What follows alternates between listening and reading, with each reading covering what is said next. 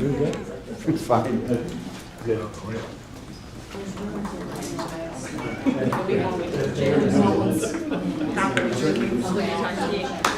Or a glass of wine. Voting on Sleepy time tea or bingo. Yeah, I love these guys. It's the same. I love them. I just don't get the same inspiration to go outside. That's crazy stuff. Different communities. I love going out west and waking up.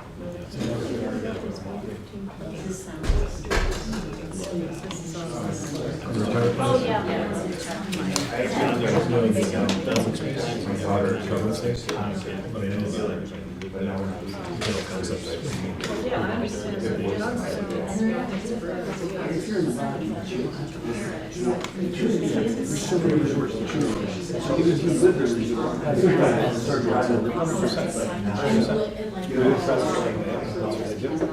So yeah, there's just some guys who want to sleep down the way. We've done all these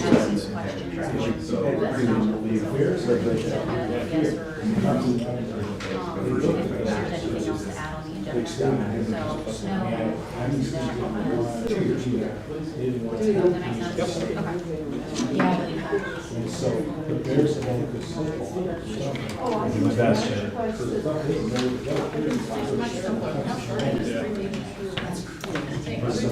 Yeah, you're probably saying the same. Top? Like basic. Yeah, that's where we sit.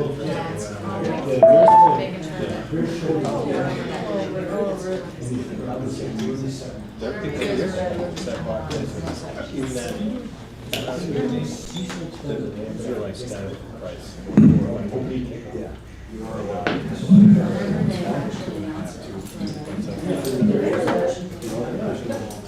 It's kind of ludicrous though, 'cause I was looking at like.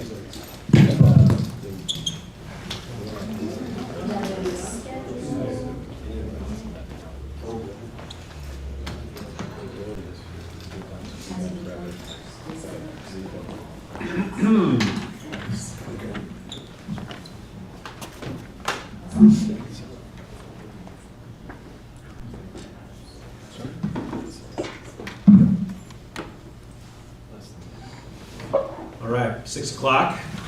Good evening, everyone. Announcements. For those watching tonight's meeting virtually, the meeting is available live stream via the Park District website. All information about Park District meetings can be found at winpark.org under the Park District Info tab by selecting board meetings and videos. Public comment is accepted in person, and a link to the video will be posted immediately following this evening's meeting. To improve the sound while listening to the meeting, please turn up the volume of your computer and turn up the volume on the website. The meeting packet for tonight's meeting is located on the website itself. For those attending tonight's meeting, the emergency exits from the room are the door behind you or through the foyer. To improve the quality of sound, there is a boom microphone directed towards the commissioners. The microphone likely will pick up additional audience noise and sidebar conversations. If you are predisposed to not hear well, please move to a front row seat. And as a friendly reminder, this is a business meeting and not a sporting event. So the board kindly asks for your cooperation to maintain decorum. There is no clapping or booing. Please be considerate and refrain from interrupting board members and other speakers. We are a community coming together to discuss difficult issues in a civil and respectful fashion. So first, we'll call to order the March 7th, 2024 Committee of the Whole Board meeting. Roll call. Commissioner Hemmings? Here. Commissioner James is absent. Commissioner Rapp? Here. Commissioner Root? Here. Commissioner Tyson? Here. Commissioner Lesson? Here. Commissioner Cota? Here. You have a quorum. Thank you. Now, for those of you that are able, please stand for the Pledge of Allegiance. I pledge allegiance to the flag of the United States of America and to the republic for which it stands, one nation, under God, indivisible, with liberty and justice for all.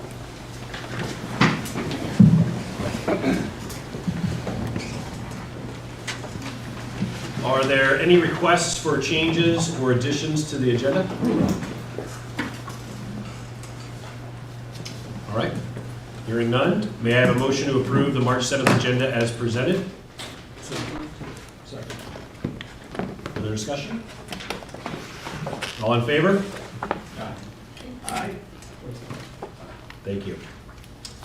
We're going to move to agenda item number 2, public comment. For those visiting here in person, this is your opportunity to address the board on any issue. When called upon, come to the center position in front of the commissioners and stand at the podium, speak loudly or into the microphone.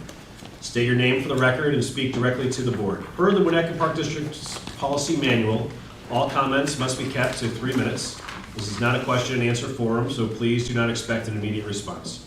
If you prefer to share comments in writing this evening, you may do so by leaving a comment with a member of the Park District staff. At this moment, I'd like to welcome public comment. Hey, Ted? Hi, Ted Winchigo. You know, I was thinking about this because you're doing this. It would be much more exciting if this was more like Parliament. But that would, yeah, that would be exciting. Hi, so I am here primarily to give voice to the emails I sent about this topic.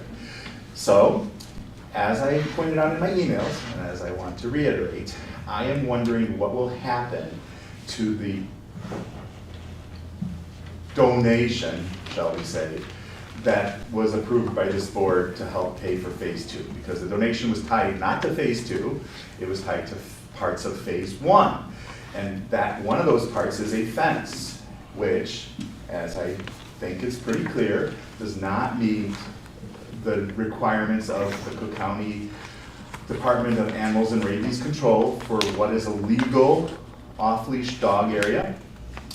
The fence does not provide any shore stabilization or protection, so it seems unlikely that the IDNR will, or the U.S. court will approve it, especially given the fact that the IDNR is calling into question the fence that the Chicago Park District put into the water without permits from the IDNR. And I know that you guys look at the other parks that are out there that don't follow the Animal and Welfare Rabies Control Department rules, but they are rules, and they are the law, for lack of a better word. And so I think it's improper that we would look at the other lawbreakers and say that that justifies doing something. And as I pointed out on email, my worry is that if that fence is not permitted, which I believe there is a good chance it will not be, what will happen to the, again, quote unquote, donation that was offered with strings, with lots of conditions? And then the other thing is if you do put up the fence without a permit, without being permitted, and I'm gonna, you know, it is a Class A misdemeanor for each day the park is in operation. So I'm just curious who's gonna go to jail. Okay, that was a joke, I'm sorry. People lost that. Okay, but that's, I just wanted to give voice to my letter. Thank you. Thank you, Ted. Any other individuals like to share public comments? All right. Thank you. Moving along to agenda item number 3, presentations. 3.1. Beth, we're going to turn towards you to review the draft policy for retirement healthcare funding plan.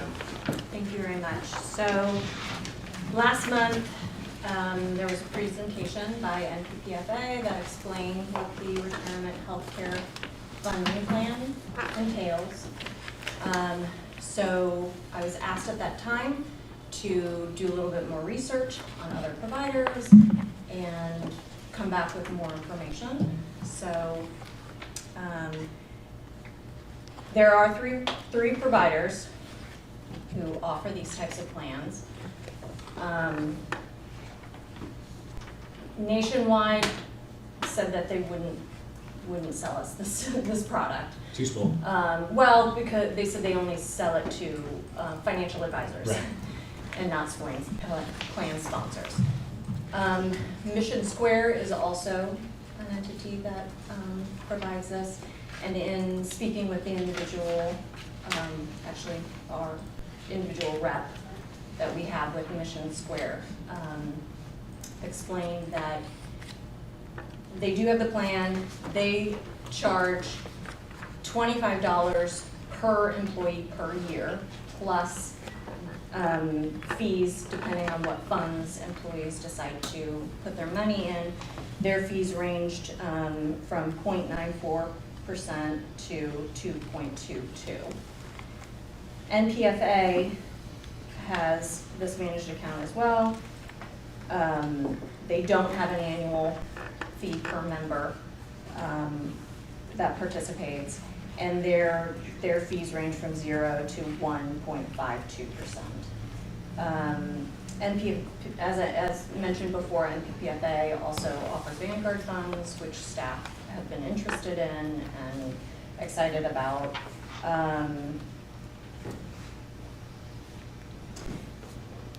And so I'm here for two reasons. One, to ask the board to approve in the next meeting. So to discuss and consider approving addition to add this plan to our benefits. And then separate from that is if they would consider a contribution to the plan. So, any questions? Commissioner Root. Okay. First of all, thank you for all your work on this. And I'm sorry that I keep having questions, but I'm still trying to understand. So do I understand this plan is a 115 trust plan? Yes. And is this a multiple employee trust plan? No, we're one employee. Okay, have we seen the trust document? So I didn't want to invest time in working on creating a plan and then paying Okay, our attorneys to review it without knowing that the board is going to actually approve this. So that would be the next phase. If the Okay. board is willing to add this to our benefits, then we'll work on creating a plan, Okay, and then our attorneys will review it. okay. And then, do I understand that oftentimes those that offer these get an IRS private letter ruling? I'm trying to figure out, Almost all organizations can get that ruling. well, I just wonder if our plan provider has such a ruling for Yes, our proposed plan provider. From what I understand, all of their plans have been approved by the IRS. They have 170 of these plans throughout Illinois municipalities, between villages, fire, police, park districts, and all of those plans have been approved by the IRS, and the individual law firms for those employers have reviewed them and approved them. Okay, so if I understand the procedure here, if we approve this, then there will be a trust document that we prepare as a district, is that correct? It's most likely provided by the provider. Well, that's what I'm asking. Yeah, And so do it's they most have likely like a prototype plan document. Right. And Have a we prototype seen trust that? document that the providers give to all their clients. Your council can review it. There's very little wiggle room, and it has the IRS determination letter associated with it. Okay, that's what I was asking in a very inarticulate way. So have we asked for that? Have we seen the IRS letter? We wouldn't get it until you sign up. So you can't get it to look at a draft? They could send us a sample. Yeah, why don't we ask for that? They Go ahead. would have no issue sending a sample trust document. Commissioner Rapp. Could we get it from one of the other park districts that has already set this up to look at?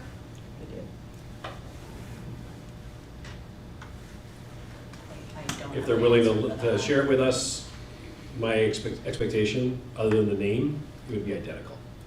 Yeah, no, I know. They already have them prepared. So we can see what it looks like. Yeah, I think this is a wonderful opportunity for employees. I fully support that employees contribute. I'm just trying to understand, once Sure. we have a plan, that if I understand, once we institute the plan, it's mandatory. I kind of want to understand kind of the governance behind it, who's looking out for the funding of this, the sustainability of it. It's just, there's a whole lot of unknowns. And I don't know if we can get any more information. That's what I'm seeking. So they have advisors who manage the plans and the funds for people based on like how people want to invest their money. I'm not sure what you mean by sustainability. In other words, I presume that there is some oversight of the funds that are going into the plan, and that there is accountability that those funds are going to be there for the retiree at some point, or if someone leaves employment for the departing. And That's where they would have a trust company. If this is like most other plans, the money doesn't have to be actively invested. It can just be put in the fund and sit there. The members can ask for assistance from advisors to invest the money if they want to, but it's held in a trust because it's held for the employees. It's not day traded by somebody at NPPFA, right? So it's a trust. That's why it's called a trust, because it's held, they're the custodian for the benefit of the people who are members of the plan. Oh, I understand that, sir. What I'm trying to figure out is who is the custodian? Well, they are fiduciaries. They have Okay. fiduciary responsibilities to manage our money. And again, this is one provider. It's not to say that we would stay with this provider forever either. So like all of our retirement plans, we need to evaluate them and who we're going with as a provider, and are they providing us with the best funds, with the best fees, or the lowest fees. There's many things that come into think it'd be great. consideration when you pick a provider. Just to satisfy Commissioner Root, Commissioner Rapp's request, if you could ask the leading provider for a copy of their trust document, Yep. their prototype document, they'll send you a sample. We're not gonna find much in that, but hopefully it'll satisfy the questions that are being presented. And maybe a redacted IRS private letter ruling. They should gladly share that as well. Yeah, just so we've At this done point, our due for these diligence. organizations, that's a commodity. There's nothing unique about it. So I'm sorry, redacted IRS Private ruling. private letter. Yeah. And the expectation is without that being in good standing, we wouldn't be in business. Just doing our homework.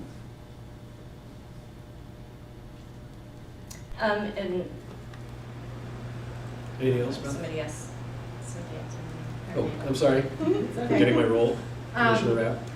I had another question about just the mandatory participation for new hire employees. So my understanding is that current employees can opt in or opt out.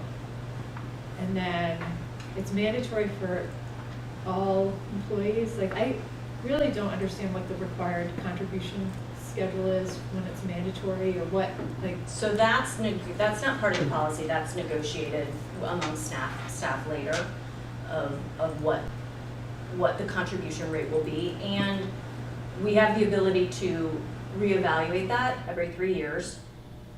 And so it can be raised, it can be lowered, from what I understand, it could be lowered to 0. So there is flexibility. It's not you implement it, it's done.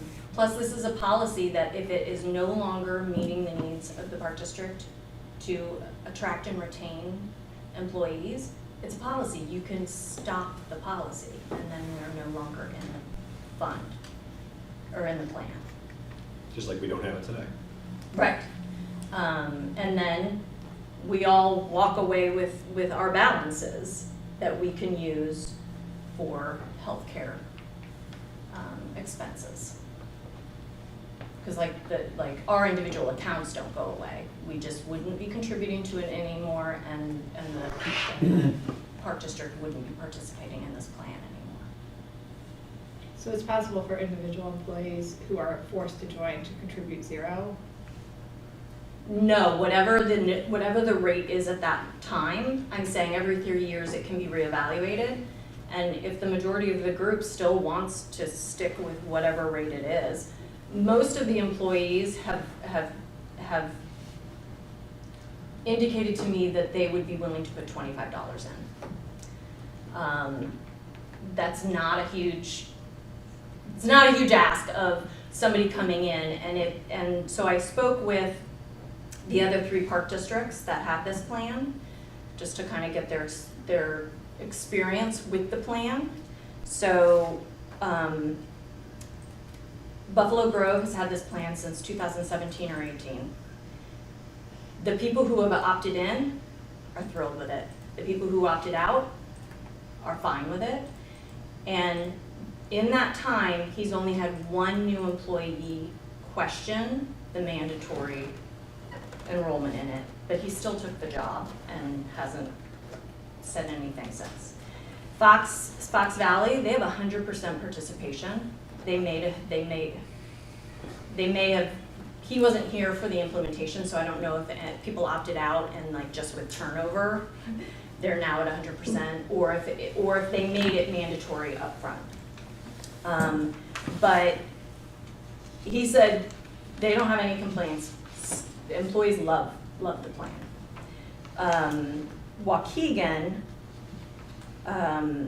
they did have staff who opted out to start, but then they had some who regretted opting out and came back, and it was like, sorry, you opted out. We explained that you couldn't opt in later. And he's had no questions from new employees who have started. He explains it like I am RAF. It's mandatory. It's a valuable benefit we give you, and it's mandatory enrollment. So, did they have matches then? They Or- do not have matches. So they were able to achieve 100% participation with no match? So again, that he responded to an email. We were playing phone tag, so I didn't actually speak to him. But and he wasn't there when they implemented it. So I don't know if it was they made it 100%, they didn't allow people to opt out, or just over time, the people who had opted out have left the organization. I'm not sure of that, but they have 100% participation at this time.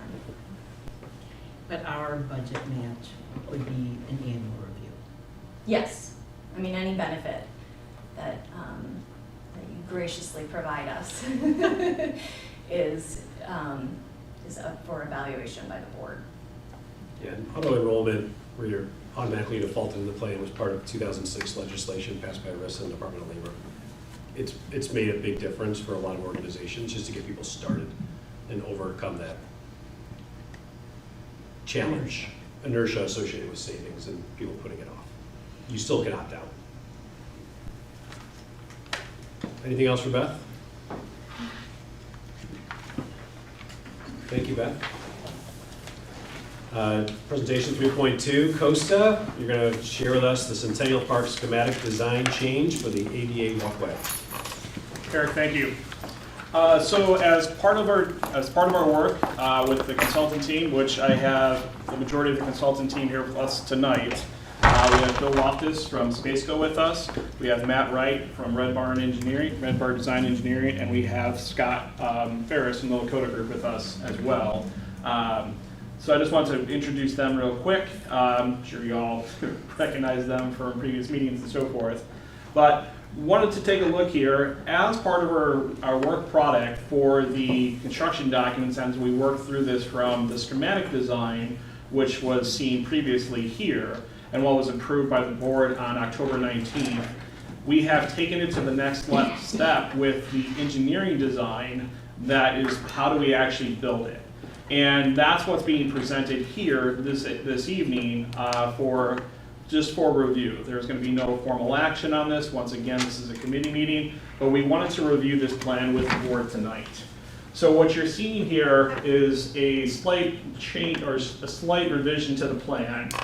The slope sidewalk that you see here proceeding down to the boardwalk has been widened slightly due to the topography of the retaining walls that are needed to support the actual access walk down to the boardwalk down to the beach.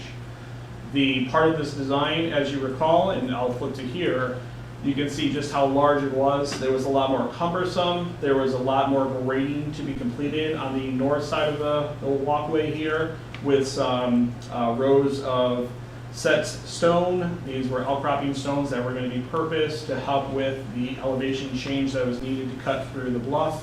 and achieve the slope that is sustained down the bluff. You also notice the placement of this was a little bit further eastward than where it is being proposed this evening, and that still allowed the circulation pathway to continue in that mid-bluff tier to have that circulate back around to the south side. Now, what's been designed here is less invasive. It's a smaller detailed plan as far as its size to the bluff. We also took in consideration some of the ordinances that were passed by the village and how they implemented, or when it was implemented, how it affected this plan. So those design changes have been taken into consideration as well. The one thing that I will note here is instead of the retaining wall all being on the western side of that, the retaining wall is now split. So there is some retaining on the east side, basically from where letter G is here on the graphic to the staircase and shortly beyond. And then that transfers to the, I believe I said the west side, I apologize, I meant the east side here.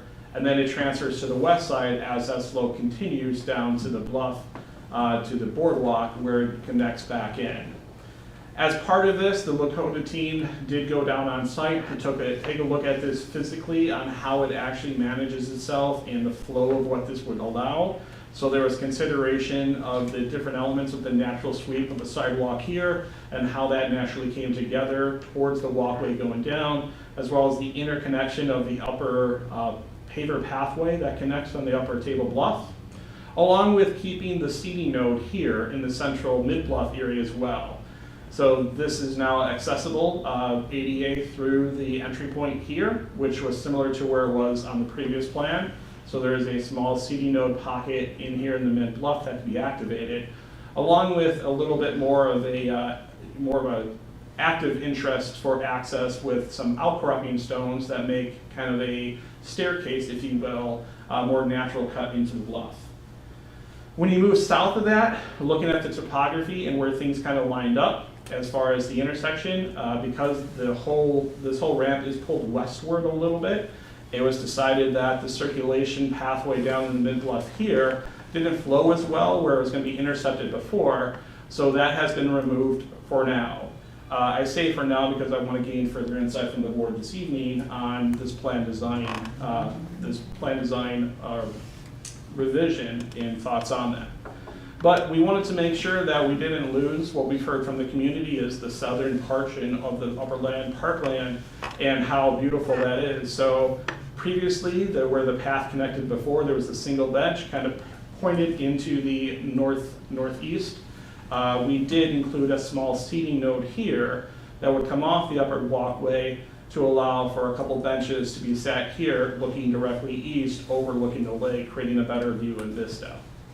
After submittal to the board packet, we also had our consultants do an overlay. Can I ask Taylor, can you pull that up real quick? That'll show a good graphic here of just what that looks like. So here you can see in the plan set the proposed change in the background here, but you'll see these, I'll call them magenta lines, if you will. That was what was proposed in the original plan as approved by the park board as far as the schematic design. So you'll see the impact to the bluff zone. It's been pulled back west, so there's less impact to the bluff area. As previously, it swooped around and it was gonna have a little bit more influence on the bluff. That has been pulled back. You'll see that we did keep the interchange in mid-bluff with the staircase, the direct access down through there, and the seating node as discussed before. Once again, it was this element here of the sidewalk as that swept up, the way that it landed into the staircase here versus being able to extend further in the previous design. The flow didn't seem all that well when you looked at it from a design standpoint, and the need of it wasn't necessarily there because you're able to gain access down the walkway as it's proposed here through the ADA walk into this seating node, as well as the interconnection of this staircase that's going up made out of outcropping stones as well.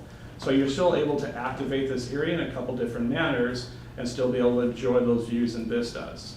And as I stated before, this seating node that was included here is being proposed, also activated that south end, gives you a little bit more passive space, where it's kind of almost a destination where you can sit and enjoy the views out into the park. So I'd like to, at this point, bring it back to the commissioners for any questions you might have as it relates to this revision of the plan design, taking it from the schematic plan to the actual engineering plan.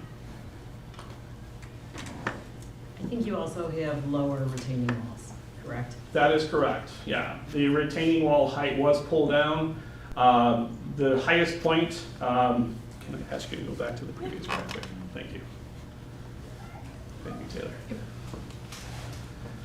Taylor.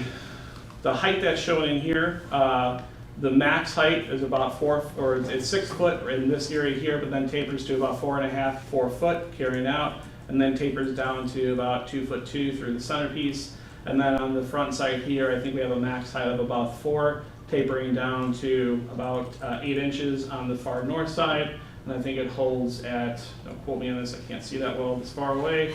I believe it's about 3.5 feet on the far side. But yes, the retaining wall height did go down overall, but as you saw with that other overlay, we pulled the entire walkway back so it wasn't as dug into the bluff. So we're taking advantage of that tableland with minimal fills. There is a small fill here next to the tulip tree. You'll notice that on the original plan it was called out as an oak. That was a correction. We had Urban Forest Management, our third-party consultant that does the woodland work for us, take a look at the impacts of this. So this is going to be less impactful on the trees and the vegetative areas around that, with a small fill of about 1 foot over here, and then basically holding the grade through as previously designed. So you look at the trees, you look at the drip line, you look at the canopy and the perceived root base, and then you fill outside of those areas, correct? There is a little overlap. There's actually, there's virtually no tree impact on here. There was tree impact on the other scheme, for sure, when we were cutting into that slope on the Yeah. Right. on the north side. There's about 1,000 square feet, a little over 1,000 square feet less impervious surface. So we removed hardscape in this plan in addition to a better alignment. The layout that you see right there actually didn't follow the old walk. And for those of you who go down to the dog beach, the new layout pretty much follows the existing walk as you go down. It just widens it to accommodate service access. Scott, thank you. Yeah. Are there any other questions from other board members? The path itself, is it 10 feet wide? Is that the, So the design did widen a little bit. Yes, we are proposing this at 10 feet, and that is with inset handrails for our 9-foot clear to be able to get our maintenance equipment down to access the beach to maintain it. okay, so you'd be able to take a truck down there? Not a truck, but our smaller implements, our skid steer and small tractors that we need to get down to the beach, yes. We never had envisioned of bringing a truck down to the site. And is there, so if I understand, the 6-foot retaining wall is on the southern side, so as we're At trucking this down point there. right here, it's 6 foot and then tapers down to 4.5, 4 foot throughout. And then once it hits here, it's 2 foot or 3 foot range. So it tapers out, that's the crest elevation. And that is what you must have, is that right? You can't lower it any, We've minimized this the best we can, yes. The engineering team, this is their work product based on a lot of review of the site, coming up with the best plan and the best low impact plan as we can to the site. Behind that wall, if you can imagine, are all those dells, you know, where the Yeah. earth goes in and out, there's all those pine barrens. We're not touching it. So in order to preserve that just the way it is today without changing anything, that's what that wall height is holding.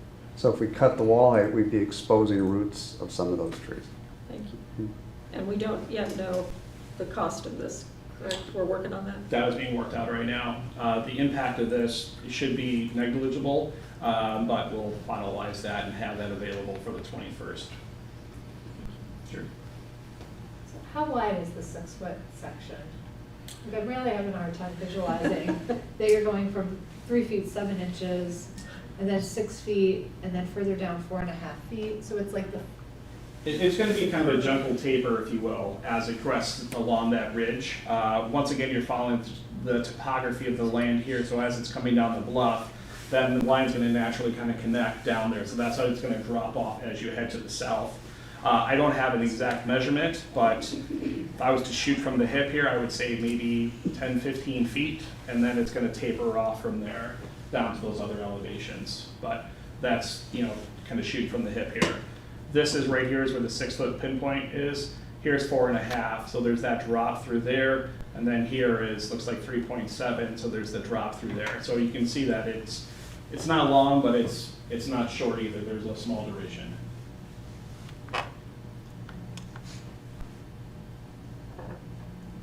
And then the seating node on the south side, Yep. if you were to imagine the 70 feet, like where does that line come in relative to the seating node? So this design was based off the principle that we own the entire park. Make sure that you're designing around the park. Don't take in consideration land that's currently park district. To answer that question, the 70 feet roughly is at the base of these stairs here. So that line possibly could intersect the node a little bit. But that's a design detail that we can also sweep this into the north a little bit if directed by the board. But once again, the direction that staff had received before was to design the park as the park district owns it.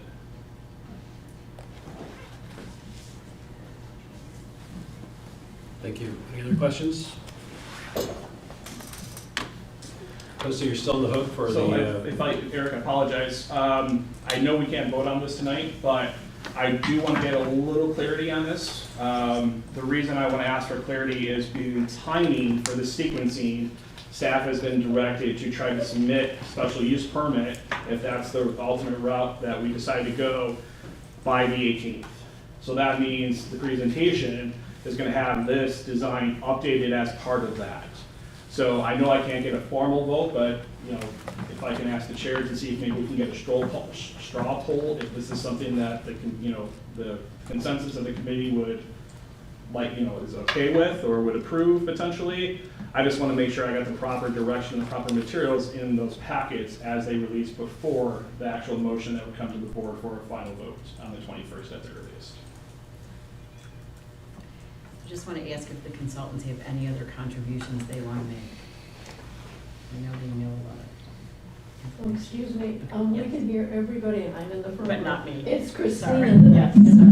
Your I just voice wanted to dropped. ask if the consultants had any additional comments they wanted to make before we straw poll.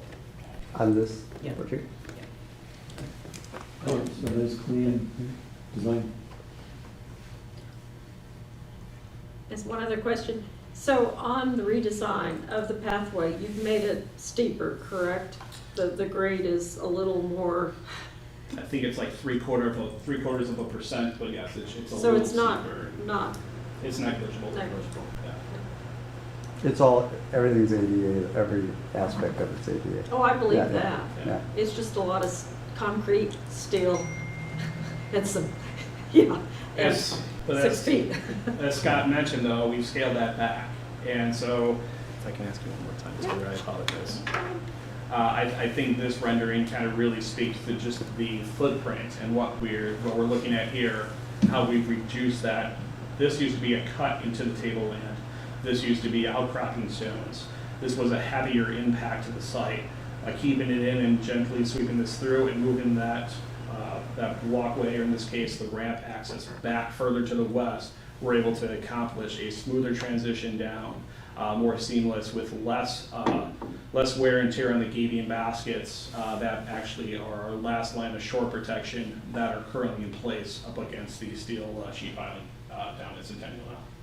So this is a more elegant design that checks a lot more of the boxes now that we've had the chance to take it from schematic down to engineering. So good.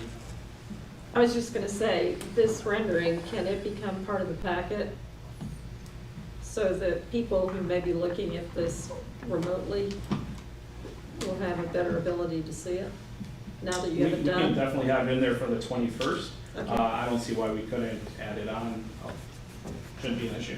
Thank you. So is it fair to say it's less invasive, Less invasive on the tree provides canopies, more access, more access, and less leaves more concrete. green space? And yes, it's less impactful overall to green space and the existing bluff. 1,000 square feet less of impermeable surface. I'm all in favor of that. I don't know if anybody else would like to share their opinion. You know, I think they accomplish several objectives: better fit to the bluff, better, gentler fit to the bluff, lower heights of the retaining walls, less impermeable surface, which I think is always less destructive for runoff, and I think it's a truer shift from the existing. It's a smaller shift from the existing. I'm in favor. Anybody else? Those reasons I am too. I think this is a nice pivot. I'm in favor pending the cost estimates. If they're gonna go down, I'm in. If they're negligible, we're in. Based on some early conversation, it should be a wash or less, but I don't want to state that for the record because we haven't crunched the numbers, if you will. But we'll try to make sure that that's addressed. So, Commissioner Rapp or Commissioner Root, any additional comments? I just have a concern because I see a lot of people doing circular walking at that park when I go. So that will only be accessible at for the top, because it's kind of hard to see. this still stays the same. So the inner loop, if you will, or the tableland top loop does not get touched. It does not change. What Okay. does go away is that mid-level bluff connection through here. This is still accessible, like I said, through a more active connection through here where there's going to be natural stacked outcropping stones, limestone steps through there to get down. But the connection is right here through the walkway itself, which that will be an ADA connection to this, once again, this more passive seating node that's existing, just changed a little bit by design. And then once you go from that walkway, I mean, it's all fence all the way to like, it's the retaining wall the whole way down. Like, that is the only point where you can join the path, mid-path, is that little. It would be through here some way. So, if that's a direction that the board would like to, direct staff, that's an opportunity. But once again, this is a clean, elegant way to accomplish the connection. Yes, you do lose that mid-level bluff connection, but you do gain access down to the beach and everything that has to offer as well. Okay, and then is the 6-foot wall segment then visible from Sheridan, from the sidewalk? Like, where do you? No. Yeah, anything you're looking west, you're gonna be looking, you won't be able to see because the plane of view will go past and you'll be looking out into the lake. This is all on the bluff, has that downslope, and it's built into the downslope to retain it. At Scott's point, once again, preserving the landscape there and holding the existing bluff, and it's the way it is today, back, so it can be preserved. Okay, and this work is all covered under the approved change order from September? As far as the redesign? Yes. The redesign is part of the engineering design, which was the next phase of work, the CD documents that the team is working on. Yes.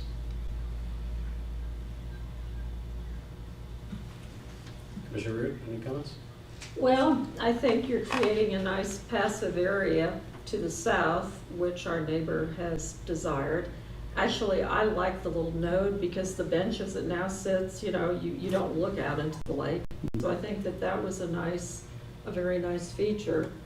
Again, this whole pathway has been something that I don't quite understand, as I think there are much less invasive and much more economical ways to provide ADA access. But that, I'm the minority on the board on this because the board has voted and approved this.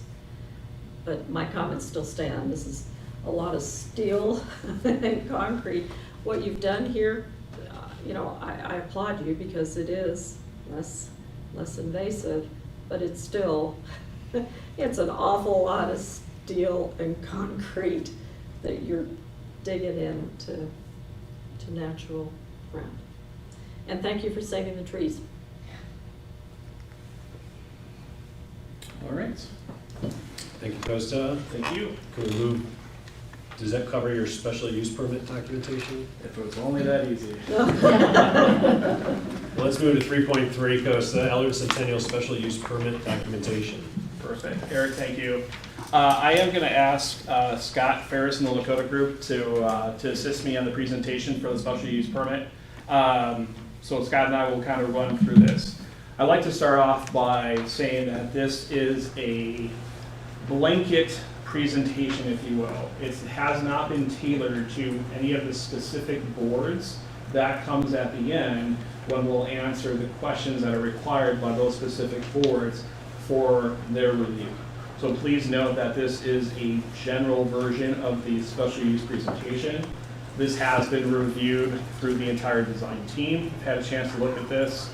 We've had a chance to have Adam opine and take a look through the presentation as well as we lead into, I'll say, uncharted territory with the new ordinance. We're going to be potentially one of the first that goes through the special use permit process required by the new steep slope bluff ordinance. So with that being said, I will note that I believe there's another line item on the agenda here for a topic that Shannon is going to be covering here shortly. I would like to just make sure that it's known that we're talking and directing everything towards special use for right now, and then that conversation can be had after Shannon has a chance to present the information for that. So with that being said, a little bit of a lead-in.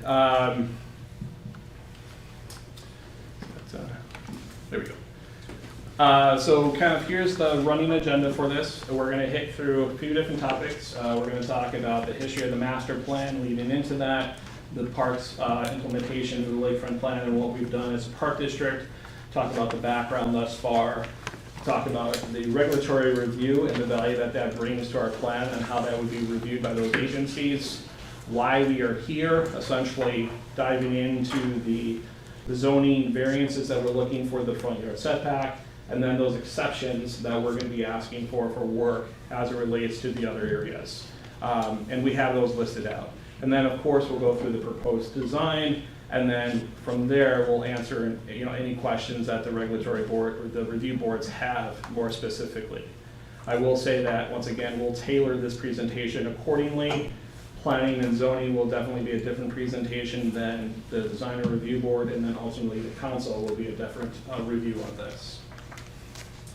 I don't want to spend the entire evening going through this.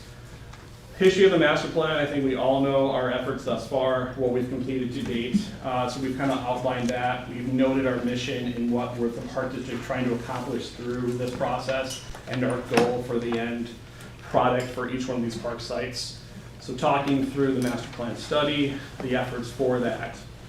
We'll then look into and trend so people understand the lake and the volatility of Lake Michigan and what it has and what it's shown for us with the upward trend, from 2013 all the way to near lake highs in 2020. And here's a couple graphics of that. Lloyd Beach, when it was basically the boat launch was dry docked essentially to where the boathouse was being encompassed by the lake. So just kind of going through there, explaining that piece. Talking about the purpose of our mission and what we've done through the master plan, talking about the comprehensive work that's gone into that, all the initiatives, all the background information, reaching out to all the community groups, talking about the community vision through the master plan of the shoreline and what that is. From there, we're talking through the pillars that drove the master plan, the 7 pillars and the goals that were set forward.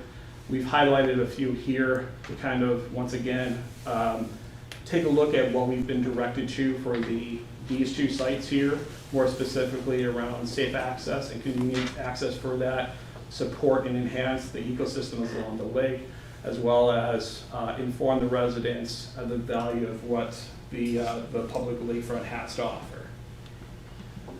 The purpose and the mission, we could take a little further into a second dive that we did from the master plan. We did some bluff restoration plans as well. Post our master plan in 2016, we received a grant for that in 2018 and worked through that. So once again, gaining more information, more clarity, more specific items to address as our plan design had moved forward.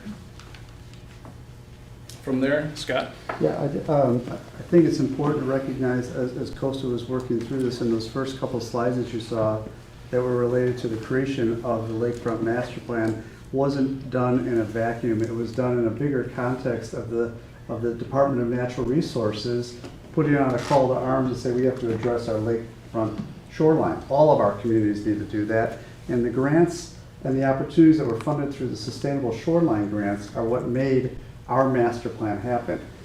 It was part of the district's goal to look at it comprehensively. What are all the services, the offerings, and what are our stewardship components of the community that we need to spend time with? The lake being probably one of the biggest ones that came out of that conversation, drove us to the DNR's program, drove us to the funding that helped make that master plan happen. And so while strategic and comprehensive are really the fundamentals behind this plan, it should also be noted that at the same time, the Village of Winnetka has been developing and just recently completed a 4-year process of creating a comprehensive plan. Funny thing, just like us, a comprehensive plan that looks at all the aspects of life in Winnetka, which speaks to housing, which speaks to mobility, which speaks to economic base, the vitality of our commercial districts, and equally important, our open space and the health and welfare of our community and how we use those areas. So we want to put that out there because it's a critical component that aligns with community vision, not just Park District, but community-wide vision. These topics have been vetted at not only a Park District level, but at a community level. Maybe jump to the next one. And in that master plan, in that comprehensive plan, Winnetka 2040, there are clear drivers that speak to not only an intergovernmental relationship and partnerships and synergies and efficiencies, but the ability to work together on a balanced mission of protecting and enhancing our open space systems and recognizing the Park District's role in serving that mission. We can jump to also the idea that as we move forward, we want to make sure that we're addressing and taking care of our assets as part of capital planning. You can maybe jump into that. Sure. So as we talk about our assets and what we've done to date, we're going to be able to show and kind of illustrate here the projects that we have taken on, looking at Tower, what we've had designated through the master plan process, what we're able to accomplish with the new staircase to the parkland, down to the beach, the new ADA lookout on the top, the bluff restoration that is the underlining piece of all of these plans, the renovation to the top parkland to kind of tie it all together. And then similarly to Lloyd, the investment that the Park District made, once again, taking a look, you can see from 2017 and 2020 to where things were after we completed our renovation and build out of our shoreline, we're able to now put back the bluff, create a ecosystem that's sustainable, build in shore protection, build in swimming zones, or in this case, motorized and non-motorized boating zones to help foster that into the community and bring that back to an asset that was being demolished by Lake Michigan. Furthermore, taking that, looking at Maple and the work that was there was completed. Once again, maybe a lighter touch. We completed the boardwalk renovation. We did ongoing restoration, and we're going to continue with our RFP that we're going to be putting out here shortly. Continued restoration on the natural environment. But then taking a look at what we can do with our assets, and what we're here tonight proposing is showing the Elder Centennial, the impacts of those bluffs, the impacts of those beaches, and our vision to sustain those efforts moving forward. Protecting our beach, creating a beach system that could be worked, retaining walls and bluff erosion protection, along with wave wall protection as part of the design, as well as the access for the existing drive and configuration down to the beach, and as we just discussed, ADA access down to Centennial Park as well, trying to once again make those connections from Sheridan Road all the way down to the lake accessible. Part of our focus, of course, is of the long-term investment on our spaces back to the community, taking a look at our infrastructure, understanding our stewardship and what we need to manage those spaces, and then responding back to the public input. Here you can see an image of the existing pier and the current condition that is in. Once again, in the background, you can see some of the foundations and other amenities that were damaged during those high lake events. I'll talk a little bit about the lake conditions, or keep going. I'll jump okay. in. Once again, taking a deeper look at those conditions, as we move into those higher water conditions, you can see here the damage that was sustained by the lake. You can see the pier, the heating baskets that were torn apart, the infrastructure that was undermined and washed away. Once again, taking that initiative to try to put back on what we had protected or what we had projected in the master plan and building that out. Continuing on that front, once again, showing some of our access and the ADA access for, Elder Lane Beach House, with what we have down there. Currently, we have one ADA spot.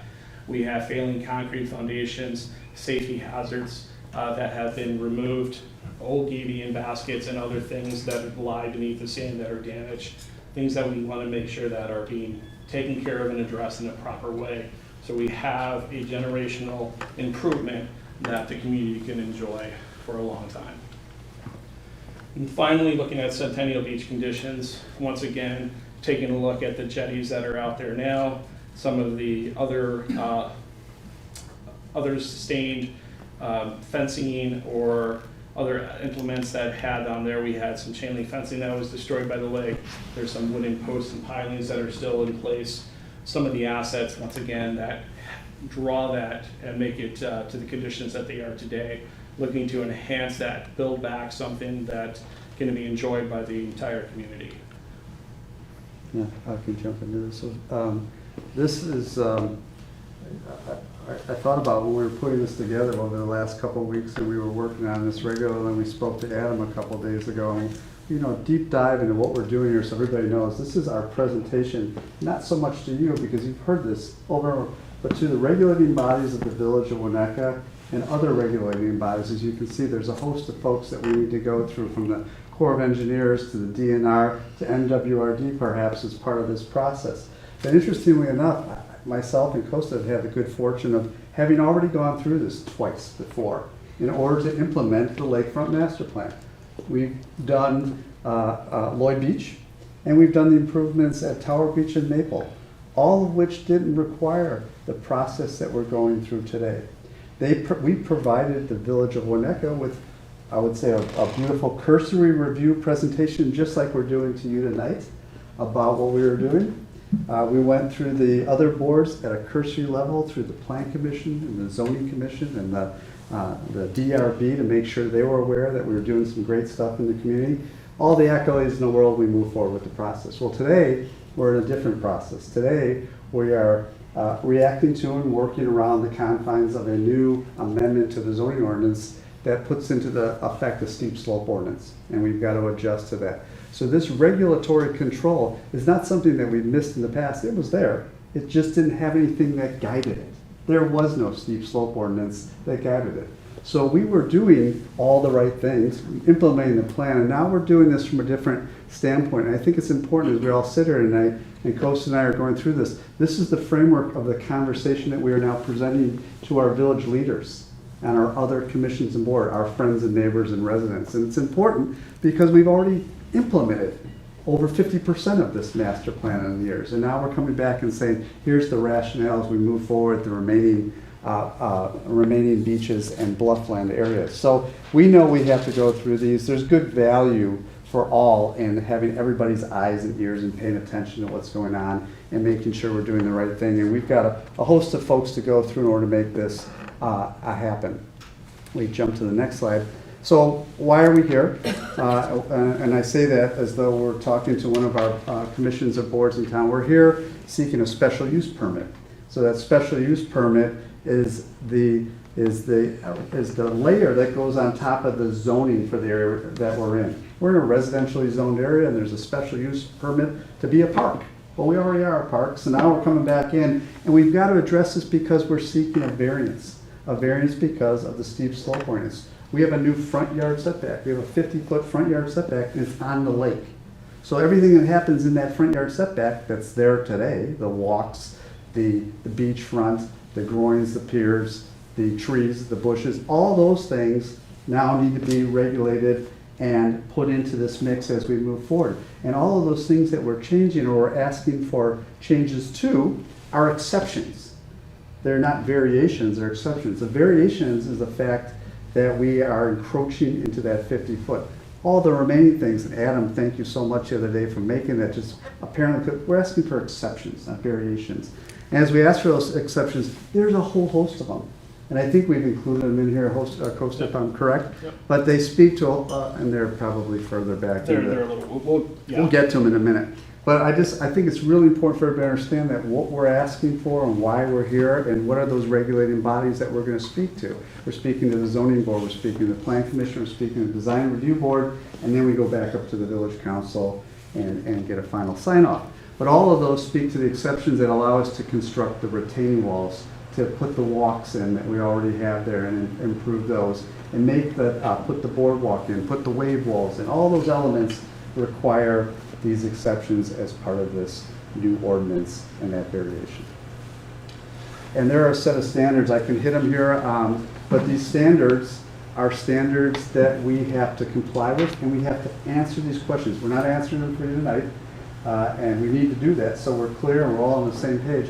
But these are the standards that we have to live with when we present to those regulating boards and at the Village of Winnetka. They ask us, how is our project impacting the health and safety of the community? Are we adversely impacted by this ordinance and that it takes away the value? Will this impede the normal and orderly development and use of the area or the surrounding area? Are we affecting the land use character of the area? Are we affecting the traffic circulation? All those questions are built into these, what they call special use permit standards. There are other names for it, LaSalle standards, but they are important that we answer each of these in relation to our ask or our variation. That's very important to understand. And not all of these questions, not all of these slides are going to be used for all of the boards, because each of the boards looks at our proposal a little bit differently. So what we're really kind of loading this up for the zoning commission, which is the main one. And then we recognize as we go to the design review board, they're not so concerned about all these things. They're more concerned about the specific features of our plan. How much concrete? What does the railing look like? Is there light? Are we cutting into the trees? That's their purview that they'll dive into. So as we move through the proposed design, and once again, not to labor this process even further, but this would be where we would present our areas of use to those different review boards. Talking through the Elder Plan, talking through the Centennial Plan, talking about the active areas, talking about the passive areas, and how we're activating those different zones based on the special use and based on the standards that Scott just went over. Once again, further dive, showing an overall too of how they relate to one another in a holistic view. We have put together a legend here that calls out the drivers or some of the larger assets and the directions that are given through here. Then we dive down into a deeper view to be able to show what that is. The one thing that you'll notice on here that you haven't seen before are the ordinary high water mark. So this line that's shown here is being put in there as a passive line to show where that standard is. So the standard for the ordinary high water mark as it's shown at 581.5 is in that area. That in turn then dictates the slope impact line in the area to the west on what's affected within that front yard setback of 50 feet. And then the slope impact area as it relates to those items that we're looking for either variance on within the front yard setback or exception for based on our plan design. So we'll talk through those design elements with those regulatory boards here for Elder, and then go into further dive or a further review talking about the code sections in which those different elements are being called out. Our non-conforming elements are listed in the center section here, talking about the front yard setback and those different elements we're looking for variances on. And then our rationale on why we're asking for those variances. Once again, with the end goal of creating a better beach and a safer beach that is sustainable. And that's the driver behind this. And then from there, you'll see just below that, we have the development in the steep zone, section 1782040, of the different elements that we're going to be looking for exemptions of. So we have that exemption, and then subsection B of that same section calling out the wave walls and then the access drive walls as well. Once again, these are the non-conforming elements for Centennial, for Elder. From there, we dive into the Centennial Plan, once again, taking a look You'll notice here, as I mentioned before with the previous presentation, the development, we did put the cart a little bit before the horse because we felt that was a more elegant design, but we can adjust that accordingly. But right now, we're proposing to move forward with the concept that was discussed earlier, as shown here, but also include the rest of the elements. Once again, showing the ordinary high water mark and how that's affected, showing the slope impact zone and what that line is, taking a look at those different elements as they're listed, the bluff restoration work for the vegetation in the bluffs, taking a look at the dog park elements, the AD access, the boardwalk elements, the pier element that's shown here with the seating and the overlook at the end, talking about the elevations that go along with that and all those elements as they are broken down. And then, once again, taking it to that length, showing the difference with the code section, what that is, the non-conforming element that has been identified within that zone, and our rationale to support that said element and why we believe it's an asset and why we're asking for either the variance or the exception.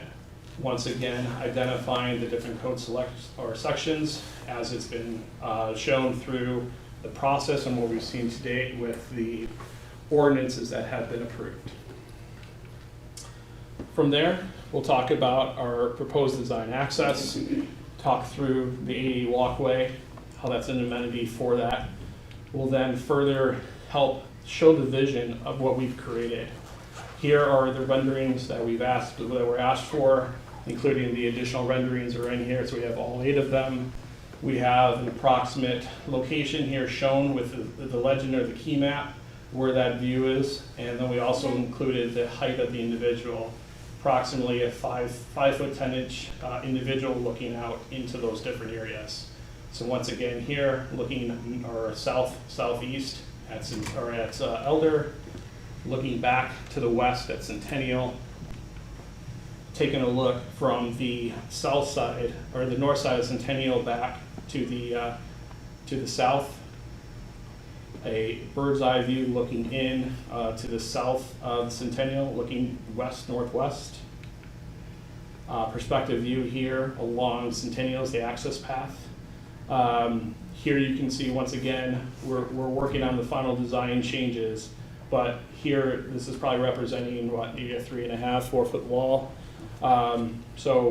Commissioner Rapp, to your point earlier, this is where it would end around 4 feet, and then it starts ramping up through here and then ramping back down. Once again, by pushing this element further west, we're needed to be able to support that for the vegetation and the tree canopy. But once again, including those views and vistas on what that looks like.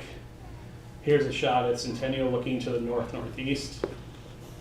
And then here's the other 2 perspectives that were asked for previously by Commissioner Root. 50 feet off the southern property line, looking due south, and then 50 foot off the north property line at Elder, looking due north. So trying to capture all those elements, trying to show what that is. As for a taste of what some of the character imagery would look like, this is information that we're still working around, dialing things in, but this is the more specific information that the design and review board will ask for. They're going to want to ask for what the handrails look like, what does the decking look like, what are your features in there for fencing and so forth. Once again, you'll see a lot of takeaways here. These elements are designed and they are currently built at Tower Road. Here's some additional elements that meet the criteria of what we looked at before, but once again, we're kind of dialing that in. Same thing here on the next slide. Once again, elements, finishes for concrete, the handrails, outcropping stones, bluff revegetation, things like that that kind of show those different elements and how they're tied together and how they'll look for those specific boards. Go back to circle.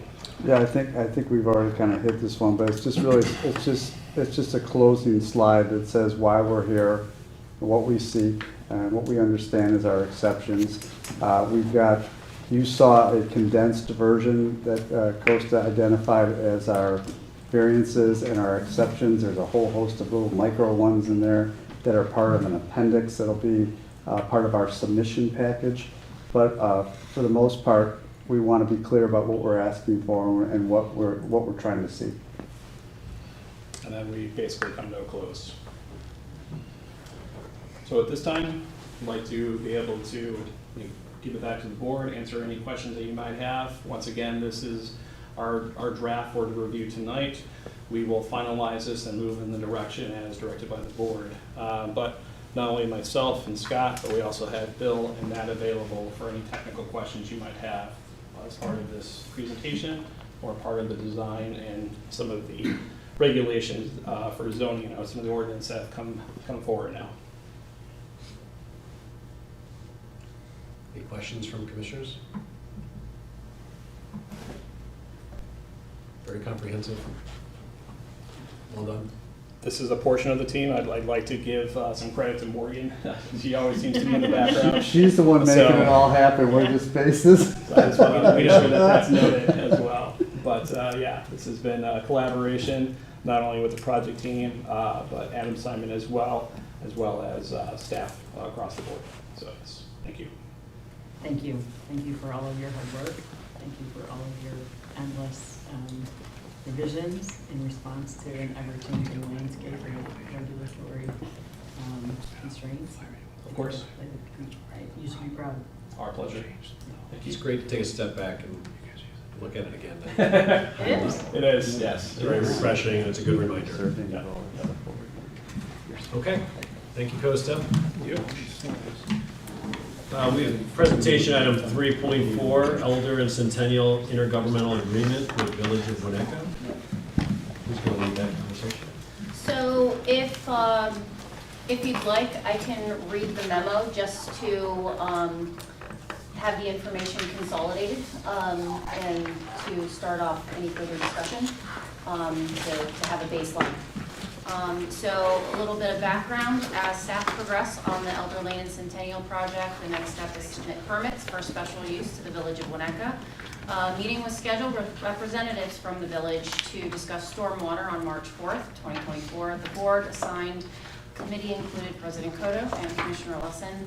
In that meeting, the idea of an intergovernmental agreement or an IGA was discussed regarding the stormwater component of the project to streamline the Elder Lane and Centennial project permitting process. For discussion, representatives from the Village Council have suggested an IGA to include the stormwater portion of the project to streamline the special use permit process through the village. Going through the standard permit process, both park projects are subject to review by the Design Review Board, Zoning Board of Appeals, and Plan Commission in addition to the Village Council. If the village and park district execute an IGA, for example, the stormwater improvements at Skokie Playfield, stormwater improvements at Crow Island Woods, the permit process through the village is only subject to review and approval by the Village Council. This process is authorized by Chapter 17.76 of the Winnetka Village Code. Representatives from the village include President Rintz and Trustee Apatow. It was discussed that the village did want to relocate stormwater outfall structures at Elder Lane, however are interested in getting more information from a future study on stormwater in the area to determine the needs of the village. The village is interested in seeing the entire project, both Elder Lane and Centennial, within the IGA, not just the portion addressing their stormwater. It is understood that the committee responsible for coordinating the IGA would meet on a regular basis with action items from those meetings being relayed to the entire public body.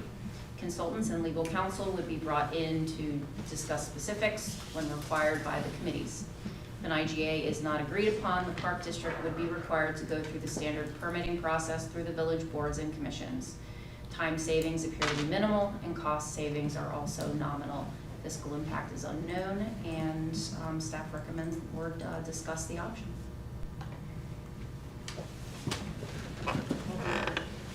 Anybody like to start the conversation?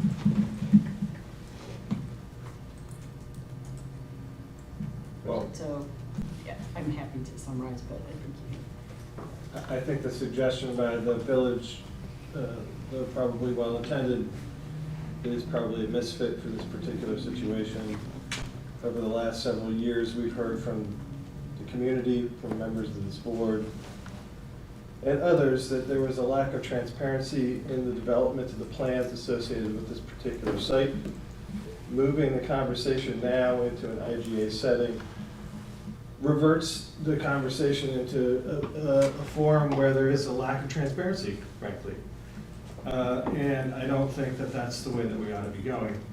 I think we're at a stage now in the process of the development of this site and the plans, that the discussion regarding any concerns or the like with the plans ought to be out in the open, not in a committee trying to negotiate an IGA. So I'm against it. I'm also unclear as to what the village is actually bringing as a partner in this IGA, other than perhaps the approval at the end of it. Now, this body and people that have been working with this body, staff as well, first and foremost staff, have been working for several years to educate themselves on the issues and define a plan that actually makes sense. And we've got one. I don't know why going into a committee to talk about an IGA to re-engineer whatever we're supposed to be doing in this IGA, the whole project, at this stage, why that makes sense. It certainly would add time to the process for sure, while the village becomes more educated on the design choices and other issues that are associated with this project that this board and the staff and everybody else, public, thank you for your inputs along the way, have been wrestling with for several years. So I'm against the IGA process. I'm for continuing down the road that we're going on, which is to submit our plans for permit, and to the extent that there are issues associated with the plans, that those issues be aired out publicly for people to hear in debate. Can I add some clarification? I don't mean, this is not meant to be disagreeable. I want to clarify that the village cannot approve our zoning in the IGA. There has to be a public hearing no matter what. I've not suggested that that's the Okay, case. I want to make sure we're all on the same page. I wasn't sure. Right, the village is not, right, I understand. Which again, goes to the point what I just made, which is I don't know what the purpose of an IGA process would be, given the extent of work that's gone on here with the input of the public and the staff for many years.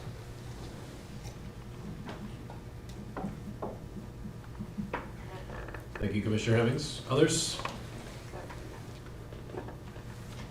Just have a question for point of clarification.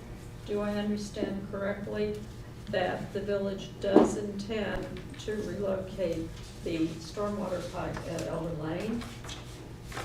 Their timeline as outlined to us, their timeline as outlined to us is the Southeast Winnetka Stormwater Survey. That is out for RFP now. They anticipate that will be awarded in April. And they will gain a critical piece of information in July, which is the diameter, the necessary diameter of the pipe. At which time they will make a determination if that diameter is sufficient or if they'll need to add any peaking capacity by augmenting it with expansion of other outflows. They have several other smaller ancillary outflows. So that is the village's timeline, so that gives the Elder plan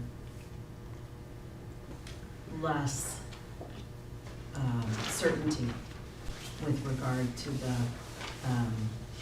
location, although it was discussed and agreed that it was unlikely that the main outflow would move from Elder.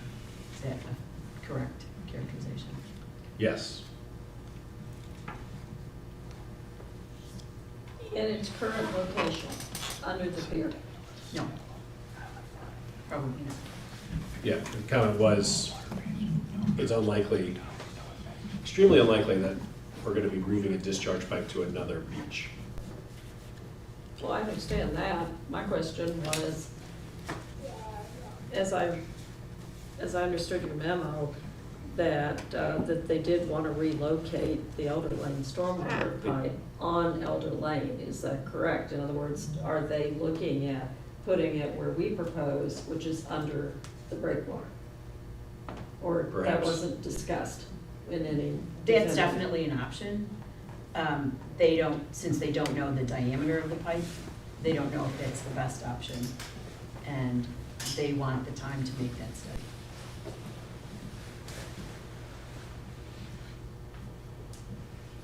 So it's open. We're up in the air. Is that what we're saying?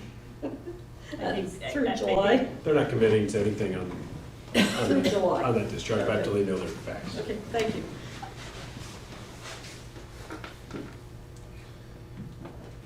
Any other comments? So I will say, we on this board have gone through, some of us have gone through the IGA process with stormwater, and we did have a negotiating team, Mickey and Warren. This would be Eric and me. And both Mickey and Warren had a significant amount of expertise in the field of real estate development, construction, planning, and golf courses. So that's my contribution. I would add, it was highlighted, as we all know, on the caucus surveys, intergovernmental agreement, cooperation, working with other entities is consistently highlighted as being a priority, of which I think we all agree. I do, as I think about the IGA process, it has been highlighted numerous times, a perceived lack of transparency from the Park District back within the community. And I think going through the special use permit process and the zoning commission and the design and review board would provide the public with access into those conversations and make them public. And I think we need that at this time, especially for such a potentially impactful project as we've been discussing for years.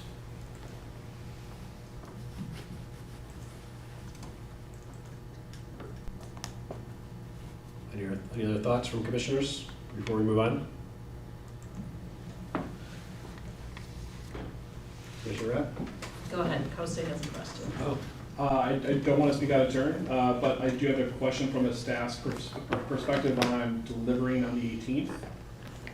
I'm assuming that the direction that was given prior to staff from the park board is deliver all these presentations to those boards on the 18th.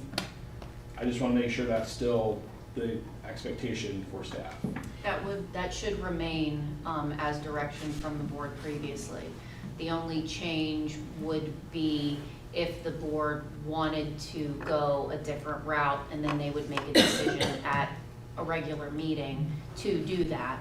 But we have direction as staff, as previously decided by the board, to submit.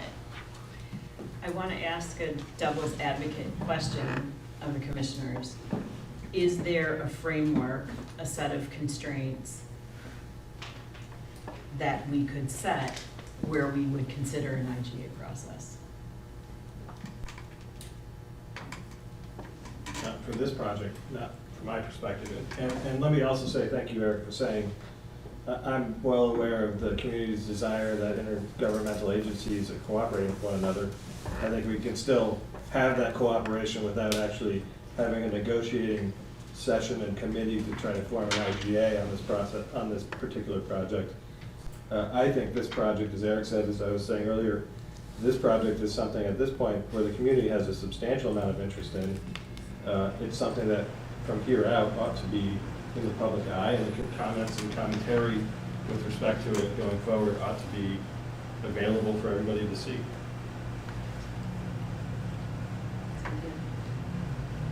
I mean, I don't like the secrecy of the IGA process. I do think we need to have some, work with the village on the stormwater component, because I think it's very important to have the results of their study. I think it would be a huge miss to realize that the pipe isn't the right size, we need to keep the pier and the additional pipes. We, had a plan that had a lot of benefits in terms of capturing debris going into the lake, that if there's a chance to bring that back with other grant money, I think we should remain open to that, because that would be beneficial to the community to do at the same time that the beach is closed and under construction. So I think getting the information from the study will also help inform our path for the betterment of the community.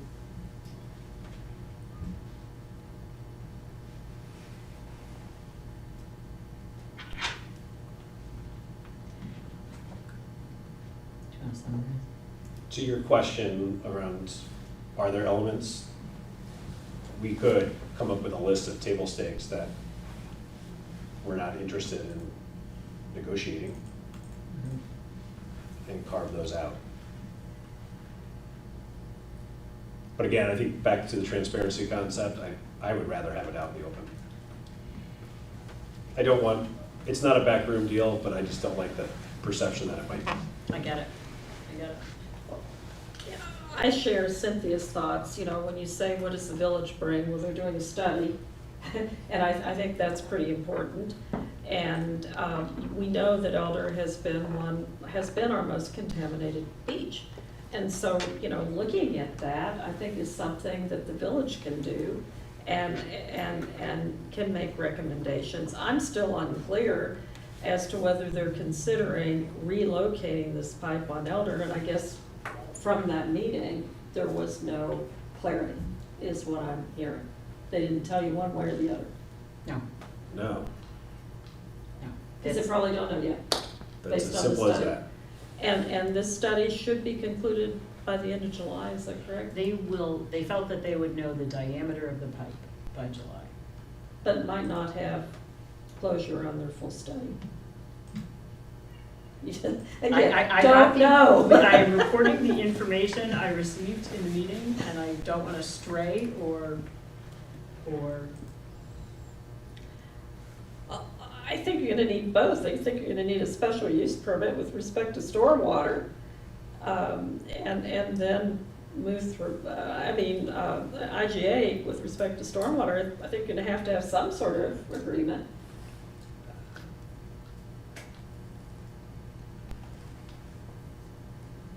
I see a hybrid with both. Could the IGA be limited to the I may have stormwater? misunderstood, right? Were we talking about whether or not we're gonna have an IGA with respect to stormwater, or are we talking about the project? Because this whole discussion to me was about the whole project, right?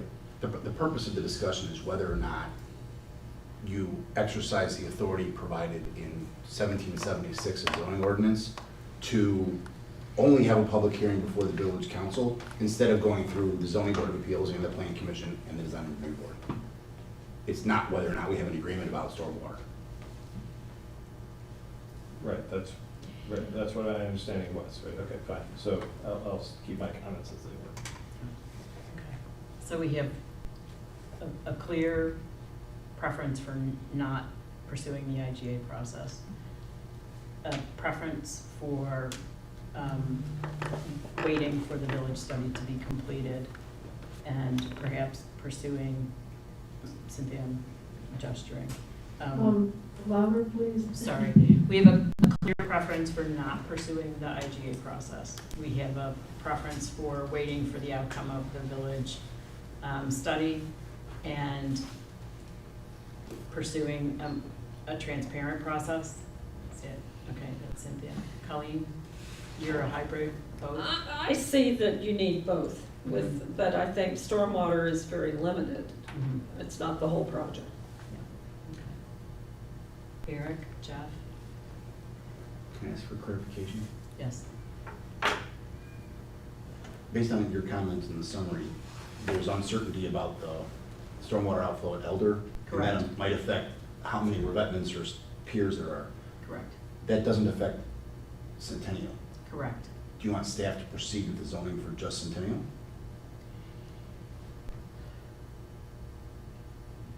We've been asked to present this holistically.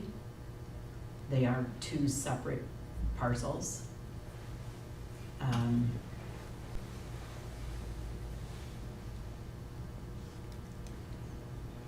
I personally would say pursue the entity that is known.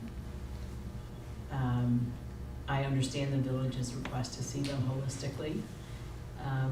We do have holistic plans, and there is one component of optionality with regard to the location of the stormwater pipe. So is it 100% holistic? No, but I think we have the original 2022 plans that show the location of the pipe under the breakwater. We have these plans that show the pipe in this place. We can easily pivot from one to the other to show them holistically when they get that information. Thanks, Susie, sorry. You know, Jeff, Eric, how do you feel about that? Well, we're not voting tonight. No, I'm And just so- taking a straw poll to give the staff direction because we have some time sensitive dates. We have a March 18th for submission, and we have a March 21st meeting. And it's likely we may not be able to take this decision. We shouldn't actually vote on this decision until the March 21st meeting, which is fine. It's only 3 days different. You know, and maybe that gives us a couple of weeks to think about this and ruminate, but I just wanted to get some feedback on the IGA process. If there were guardrails that we wanted to establish around the IGA that made sense for us, if we felt like our transparency had been questioned such that we would definitely benefit from the open process of going through all the boards, and I think I'm hearing that from a number of people here. I share a number of the cons that were mentioned. I have difficulty understanding what we're going to get out of this.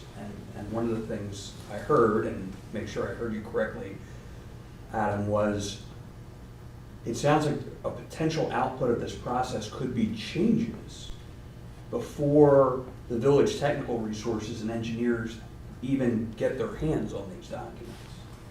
And at this point, I feel like I would rather have the feedback from the boards, from the technical resources and the engineers, and then that be considered by the village.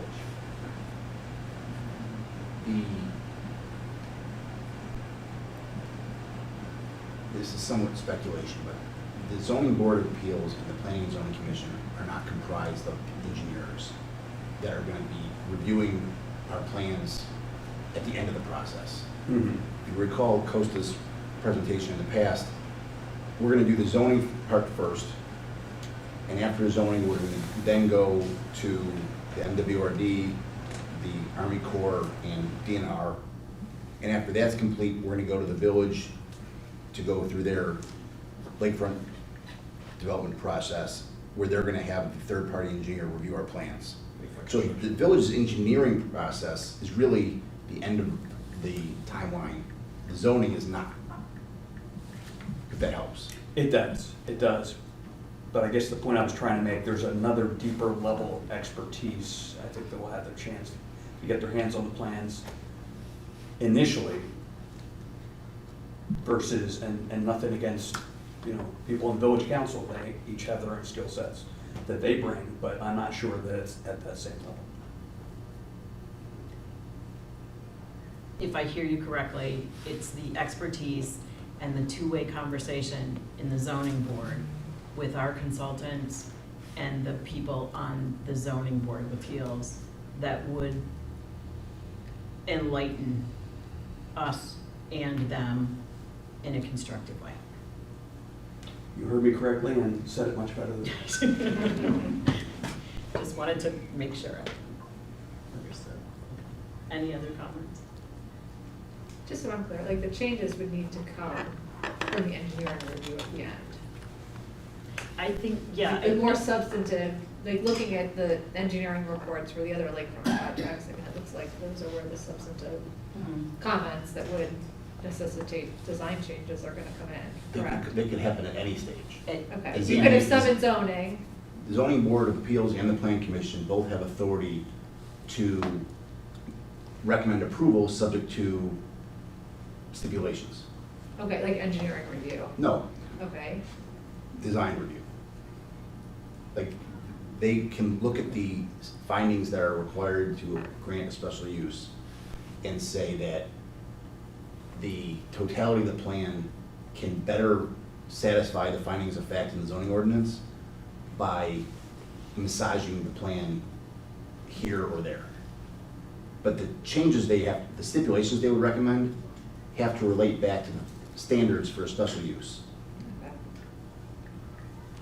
Maybe the consultants would like to speak about changes that they've seen throughout this process, and Costa, please feel free to chime in or lead this conversation.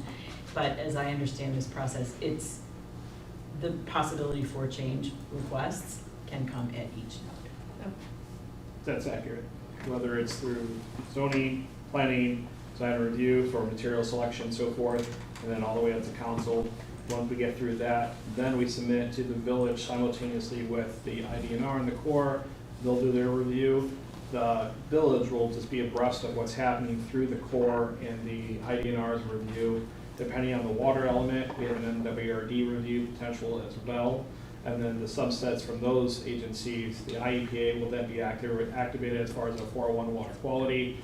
Then if we get approvals through all of that, then it gets kicked in, as Adam suggested, to the lakefront construction ordinance. And at that point, they're gonna take a look at it from an engineering review. They'll look at it internally. They'll part it out to the third-party resource of Baird. They'll have 14 days to review that work product, come back with any changes.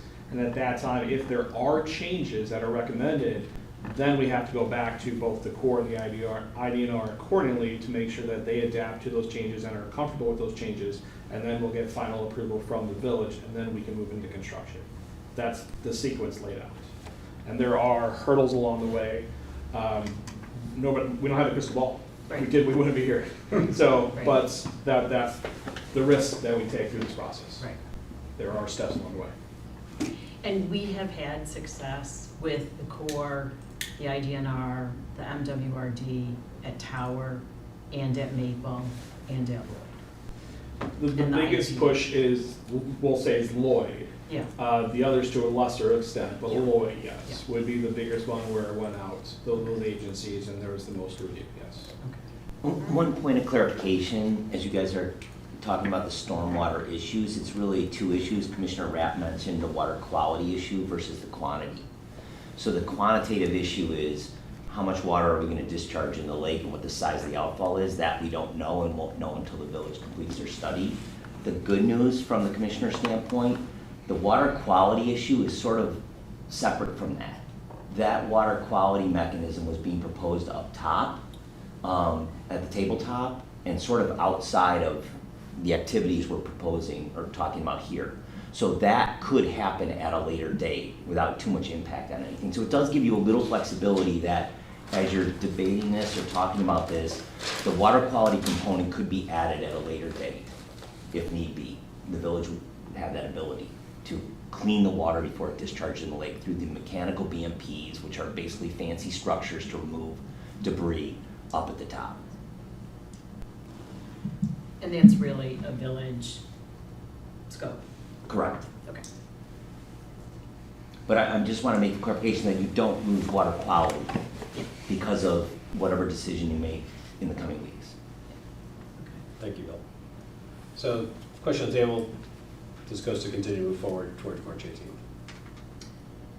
I would say continue, yeah, I would say continue working forward for March 18th. Be aware that following this meeting, we'll probably have another conversation with the village to accurately attempt to relay the concerns that have been articulated here tonight. And we'll see what guidance they give us as well. And, you know, we may need formal approval from the board on the 21st. At that point, we would have submitted, so the board would have to direct staff to actually pull Call those you back. permits back. Yeah. Well, we've been known to have a special meeting, so, yeah. I mean, the timing is, we know how to do that. So I would say, be mindful of the fact that there's an ongoing conversation that needs we need to circle back with the village. But the goal is submission of permits, either the 18th or the 21st. It's been previously directed for the 18th, so that's Yeah. what staff will Yeah, follow. so because that's this is not- exactly, right. exactly. That's what's on the plan. And we'll put a placeholder on the agenda for the 21st if we need to Perfect. bring the topic back. Perfect, okay, good. Sorry. When is, When is your next date for a meeting with the village? We don't have one. Okay. They're waiting for feedback from us about this.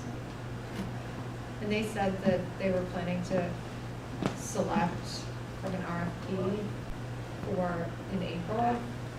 It's out for bid right now, and they suspected that they may make an award sometime in April. Okay.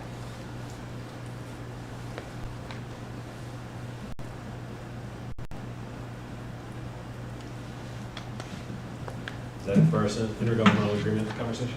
I think everybody feels like they've had a chance to ask their questions, state their preferences, observations. Thank you for those of you, I know you've thought about it for a while. Thanks. All right, item 3.5, Shannon, the policy manual, section 4.27 and 4.28, draft policy update. Okay, so this item is in regards to the request to look at board members adding items to the agenda. We can go right into looking at the into the draft. I can read the memo, whatever the pleasure is of the board. Has everyone read it? Because if you've read it, then maybe we should just go to questions. That's what I'm thinking. I mean, it's Right. a discussion, this is a study session, so it's a discussion item anyway. Yeah, I think, thank you for articulating that it was incorrectly placed in the consent agenda portion of the policy manual only and really belongs in the main policy, main agenda body. And I think that I appreciate the research that you've done to verify with other park districts how they handle it. It gives some authority to the president, which I don't know that I feel 100% comfortable exercising. As I was looking for a consensus opinion to put things on the agenda, just having sole authority to address the timing is fine. I don't want to remove things so unnecessarily. Anyone else have any other comments? Yeah, two, I wonder, one, why is it the board president who has that purview and not the executive director or somebody like that? And then two, if we're gonna do that, shouldn't we have a regular item on the agenda that covers those things? There may be nothing, right, where somebody's not presented something that's been removed, but if something has been removed, there probably ought to be a regular point on the agenda to add for the possibility that there's a debate over those subjects. So based on what we have in the draft update, in that 4.27.1, which was the added section to move it out from under consent agenda, what already exists in the policy manual states the executive director shall be charged with the responsibility for preparation of the agenda and subject matter. So that already gives that authority for adding things to the agenda. What is highlighted in the draft is what would be is what was potentially proposed based on the comments from the last I don't remember if it was the last meeting or 2 meetings ago, when we discussed this topic, to offer up an option to have multiple individuals be able to add something to the agenda. Based on what I saw from other park districts, it was the majority either was the executive director or the executive director and the board president or any board member.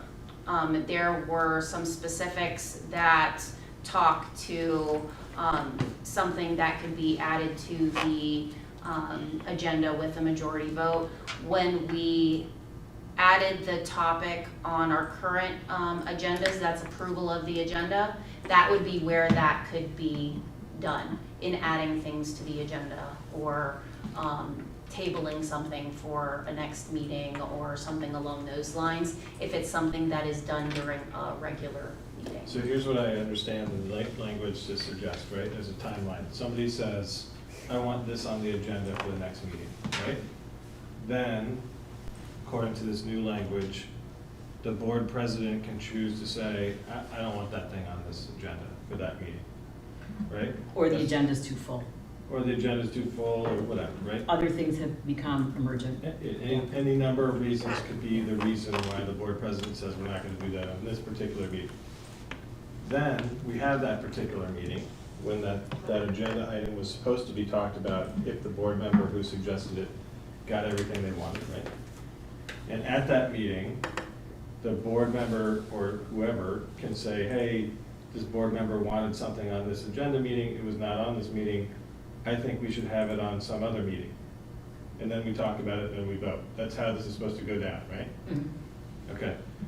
So I don't think that changes in the agenda is the place to talk about that. I think we have to have a separate agenda item to talk about that. Yeah, that could be a new business item. Right, but the second question I have is, why is it the board president? Why isn't it the executive director who is charged with the responsibility for the preparation of the agenda? It could be. This was just an example based on what I saw at other park districts. It's not my preference. It's not. You don't want to be. It's something for conversation. No, I like adding things to the agenda when there is a good consensus that it needs to be added. Otherwise, you're weaponizing the agenda, and I don't want to do that. Otherwise, it's one person saying, two people saying, I want these items on the agenda. And I think a better process is to collaborate amongst commissioners and say, here's what I think is important. Do you think that's important? Each of, one by one, you contact them to preserve an Open Meetings Act integrity. And then you send it in to the executive director and say, I'd like to add this to the agenda. I have individually spoken with the following, they support it, they confirm it, it goes on the agenda. That way you get items on the agenda that have some legs. That was my thinking. So you prefer if we're gonna add language, you prefer language that suggests the building of a consensus rather than the ability to exclude unilaterally, right? Correct. Okay. Fine with me. I will say this. There is still a process in the policy manual to protect the minority of the board because 2 commissioners can call a special meeting. Correct. So that's completely separate from the regular course of your meetings and the regular agenda. Right. But if a minority couldn't gather consensus to add things to a regular agenda, there's another way to ask for deliberation. Well, and consistent with that, having read that and having understood that, you need 4 for a quorum. So if you're going to have 2 to call a special meeting and you can't gather 4 for a quorum, you can't conduct business. So this is, again, an attempt to encourage people to build consensus within the board so that you have a successful meeting called by 2 commissioners, supported by 2 more. Then you can actually conduct business. I felt that was a consistent mapping between those 2 pieces. I don't know if other people agree. But it's food for thought, and it's a vote probably not until next week or the next meeting at your earliest. But if there are suggestions for any changes, Yes. then we will incorporate. Yes. Please, I'm waiting to be recognized by the chair. Commissioner Rapp. I was disappointed that Wilmette was not included as an example. I did go back and research. They had proposed to reduce their number of commissioners to 1. They stayed at 2. I think it is a mistake to require a vote or a consensus ahead of time. I think it's in conflict with our ethics that you're supposed to be approaching issues with an open mind. And I just want to confirm with Adam, with the 2 commissioners calling a special meeting. I mean, you could do that at 5:30 before a regular meeting with the topics that no one else wants to talk about and just wait until people come for the regular meeting to achieve your quorum, couldn't you? Looking at the statute? The policy manual doesn't prescribe when special meetings can be called.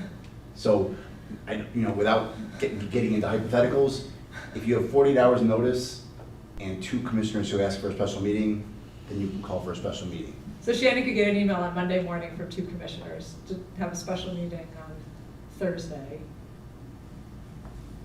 As long as you have 48 hours notice and we provide Okay. notice to everybody in the way required by law, then you can ask for a special meeting. I don't think having consensus about whether or not something should be debated is the same as having consensus on the result of the debate. I think they're 2 distinguishable things. So I don't want the public to think that we're gathering consensus on the answer. We're not meeting secretly. We're talking about what should be debated. So I want to clarify that. Yeah. And I would say too, I did not hear back from Wilmette, but I heard from Lake Bluff, Northbrook, Highland Park, Glenview, Glencoe, Deerfield, and then I also found information from Hoffman Estates, Oak Park, Oak Long, Schaumburg, Carroll Stream. And Carroll Stream was the only one that had this. And also Glencoe is looking at making a change. To be just the president or to be 2 commissioners? We don't know yet.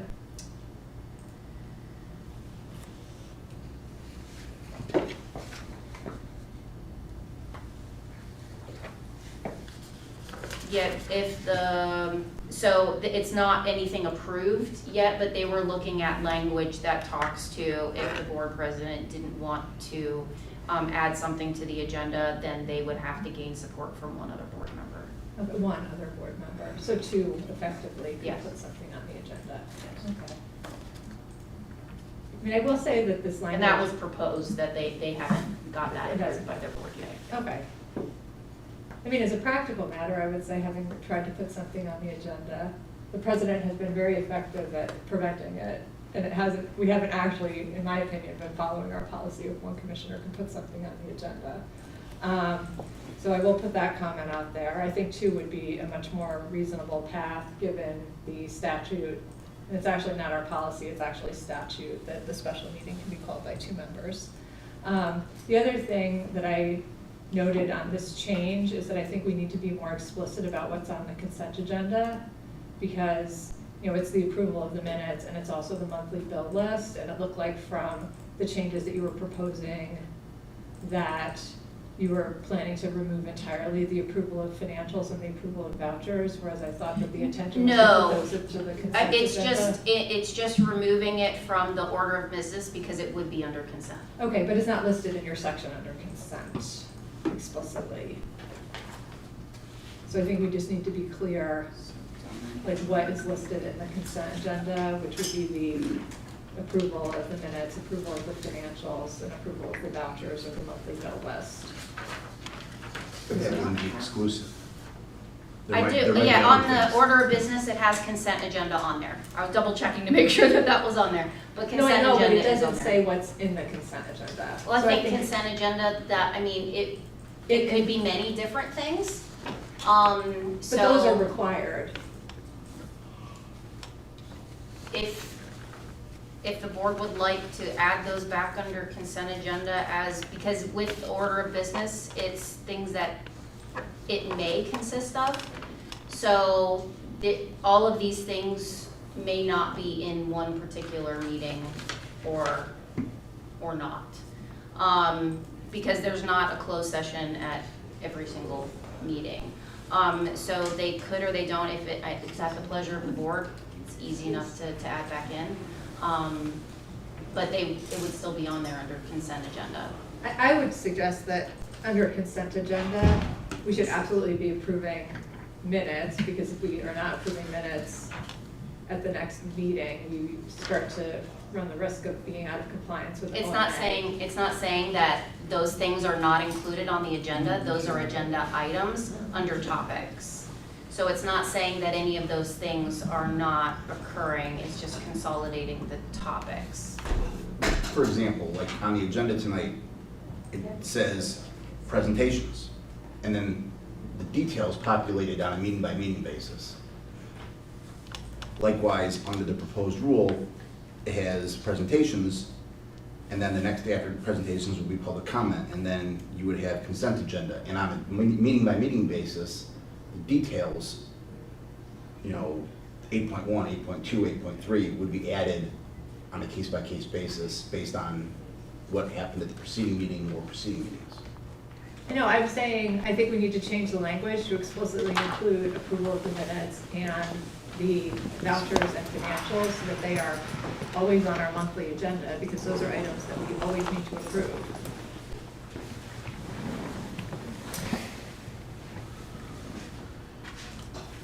So like, they're always going to be approved, because they need to be voted on at those meetings. Understood, and I believe that those are documented in other areas of the policy manual.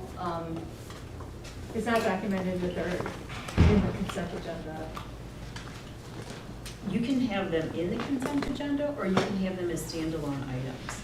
So the composition of the agenda is a flexible process. You can have them as standalone items.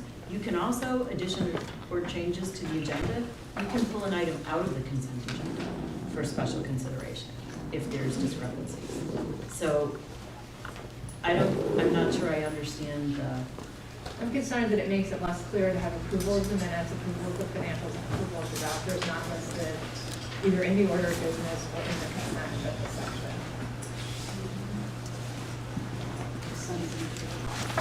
Would it be clearer if you said could, in this section, may include, you put them in may include? But Shannon's proposing that they should go under the consent agenda unless they're removed from the consent agenda. I think that's what we've been doing.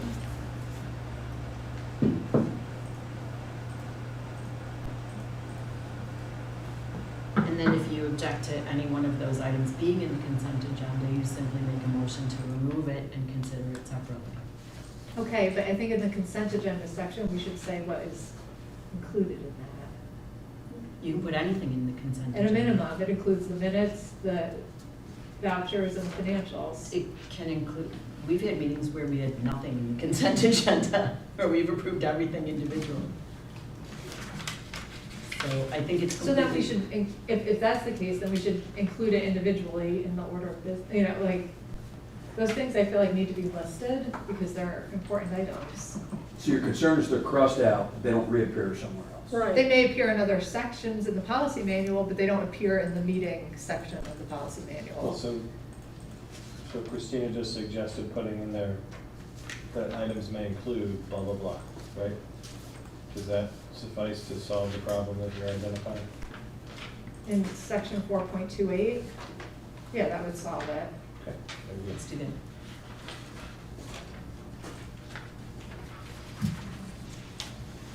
And you Anything put else? The legal language, include but not limited Two. to or by. And you'd like to include approval of financials, approval of vouchers, and approval of minutes. Yeah, Yeah. Anything else? so is Okay.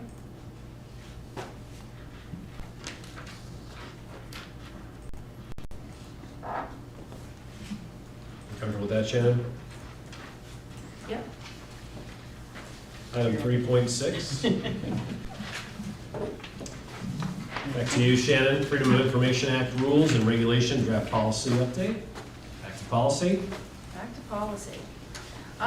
Okay, so in regards to our FOIA rules and regulations information, there are certain items on that are required by FOIA for us to make sure that we're keeping updated. So this is an update for that information to add some of the things that are required by FOIA in there. We clarified some ambiguities, we addressed some duplication, and we also addressed some emerging issues such as electronic access, and then incorporated some changes based on related case law to make sure that it's accurate for the public. one thing that I will note that I was notified today that we inadvertently left out one of the locations of where documents could be pulled from.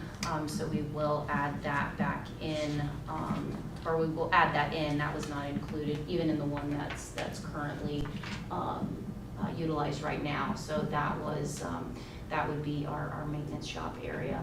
That was not included in the last document, so we'll make sure that that's added when this comes back on the 21st.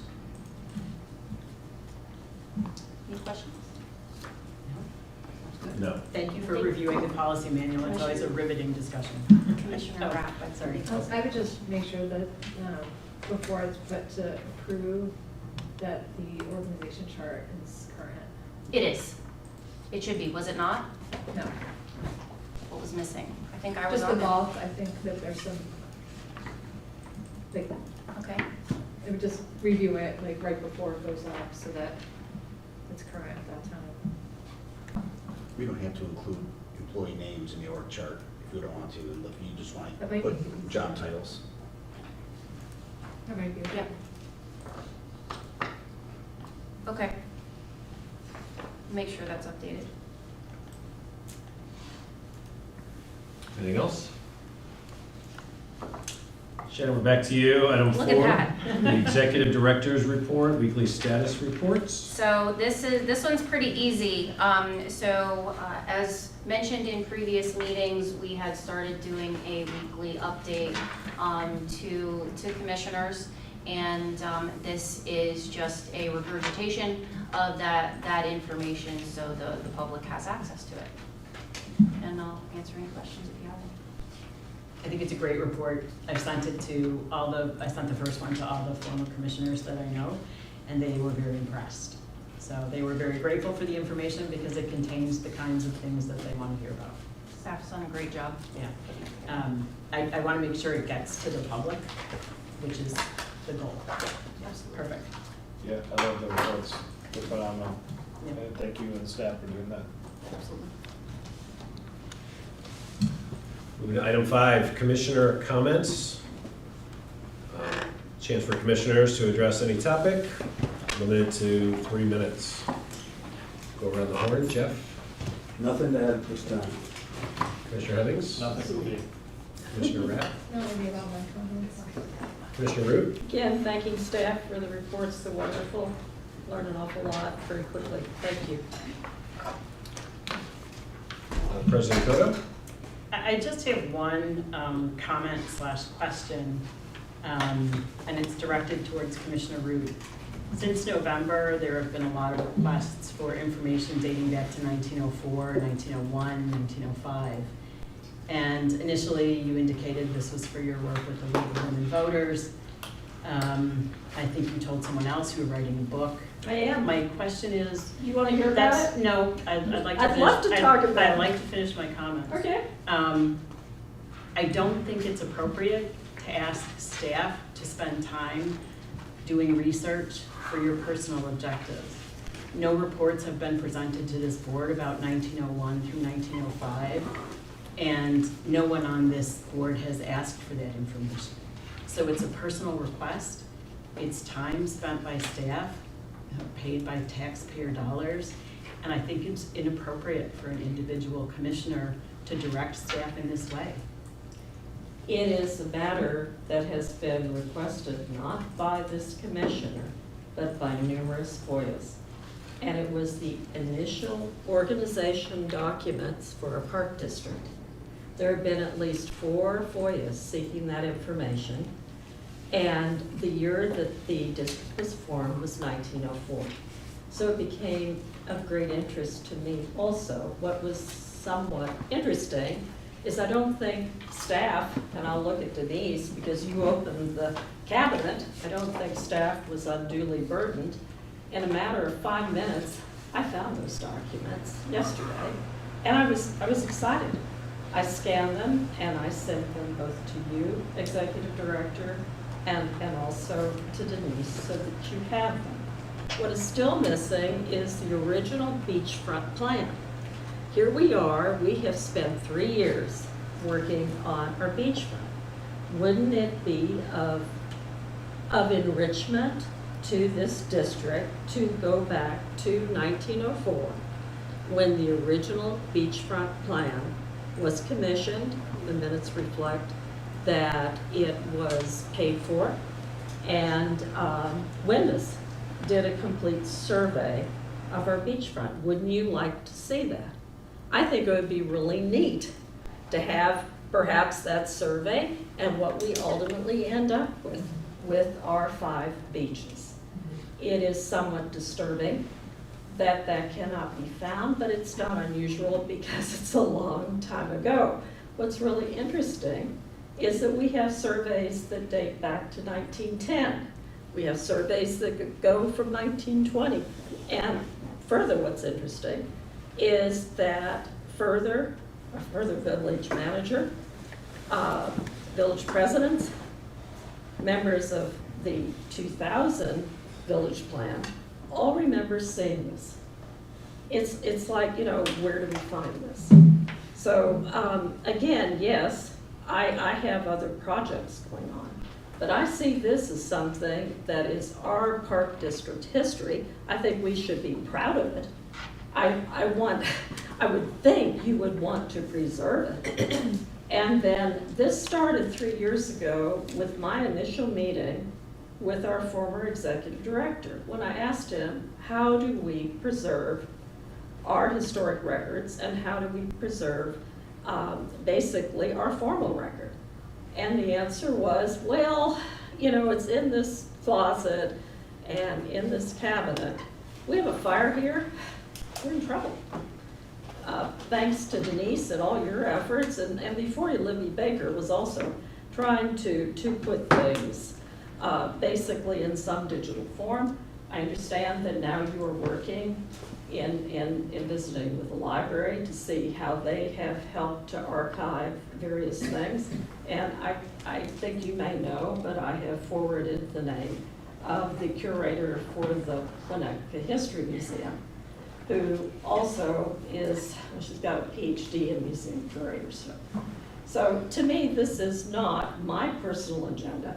This is for the benefit of the Park District, and I think we should want to be proud of our history that started in 1903. I think it's a question of priorities, and it's a question of staff time. And I understand you lost your temper with the staff today. I understand you made disparaging remarks. I understand you still have microfiche in your possession, and I understand you damaged original documents. So my question to you is, if it is not a priority of the board, Ms. Cotto, I have never made disparaging comments. an explicit priority of the board, it should not be executed by Okay, the Ms. staff. Cotto, if you want to have a personal attack and It's not a personal attack. Yes, you are. You are personally attacking me. Your information is incorrect. I've never made disparaging comments to any staff member, and to my knowledge, to any board member. Never. However, I will correct false information, and I don't appreciate when someone more or less says things that are not very kind and could have been handled by a telephone call. All it takes is a call, it's communication, open communication. So now you feel the need to discipline me, and I view this as a censor. You know what's interesting? No If one it is is trying a- to censor Yes, the you request are. for information. These requests came in November and the FOIAs came in after. So you're weaponizing the FOIA process. I'm not weaponizing anything. I'm trying to find out what our history is for this park district. I'm trying to preserve that history. And I think we've, despite your disagreement with how I pursued this, I think we've made progress because we're actually looking at how to preserve our historical documents and our record. If I understand correctly, Executive Director, am I correct that you're looking at that as part of your projects? Yes, and I relayed that to you over the phone. I'd like to take a straw poll at this table if anyone on this board thinks this is something the staff should be spending their time on. Well, excuse me, where is the staff timing? I'm very confused because it's been my time. Where is staff time involved in I this? understand that documents, someone has to supervise you copying because documents were damaged. Someone has to let you into the file room. Someone has to put 100 files in a folder for you. 100, Someone has to excuse me? photocopy things for you. 100 files in Are a in- folder? Diligent for you in response to your request. Excuse me, I don't understand I don't know what that you're this merits saying. any additional conversation, Yeah, I but think it does. I would like a straw poll right now if anyone thinks this is a topic that rises to the importance of staff time. Do you know I how this personally started? do not. Do you know how this started? This started because a former executive director could not find 3.5 years of our formal record. This is how this started. I think we're way over our time, both And- you and I think I'd like to hear what other board members have to say on this topic because it is enormously consuming for the staff. Enormously consuming for staff. If anyone else would like to weigh in.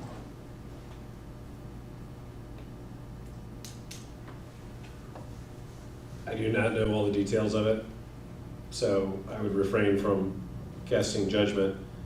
If the uses of FOIA requests are to get the information, it seems to be going down the wrong path. Because that is, because of the nature of a FOIA, it does require staff time, response, documentation associated with it. People have an interest in the project. I think it's wonderful to work with a curator separately and away from staff time to accomplish that, if that's possible. And I can't imagine there's anything from 1904 that we would not be willing to share and further document and memorialize. If we have a fire in this building, you'll lose everything that hasn't been digitized. I think it's a great idea. I have nothing wrong with the concept. I just don't think our staff should be responsible for. I agree. They should direct, and maybe under your leadership, you can outsource that responsibility and figure out a solution. It's not through FOIAs, and it's not through staff time. There's gotta be another means to getting there. Eric, no one's suggesting that, nor, again, I'm very confused about all this staff time. I appreciated the assistance of Denise this week on one day when she opened a closet. I coordinated with her anything that I pulled. And then I appreciated the help of Debbie Zabransky when she showed me the copier. And I think you've come in and copied many, many pages in that copier. I've seen you here doing it, so you're familiar with it. I learned it. Again, I'm very confused about all of the staff time. So, and again, when people have questions about things that could have happened, it's been my experience as an old lady that the most effective way to handle that is you pick up the phone and you call the person that you want the information. That is always a good way to encourage dialogue.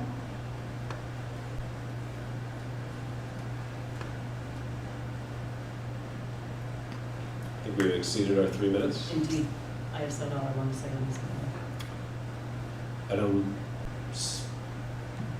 Our last item is adjournment, so may I have a motion to adjourn the meeting? So moved. Second? Second. All in favor? Aye. It is 8:11. Thank you very much. 20 minutes late. That's right.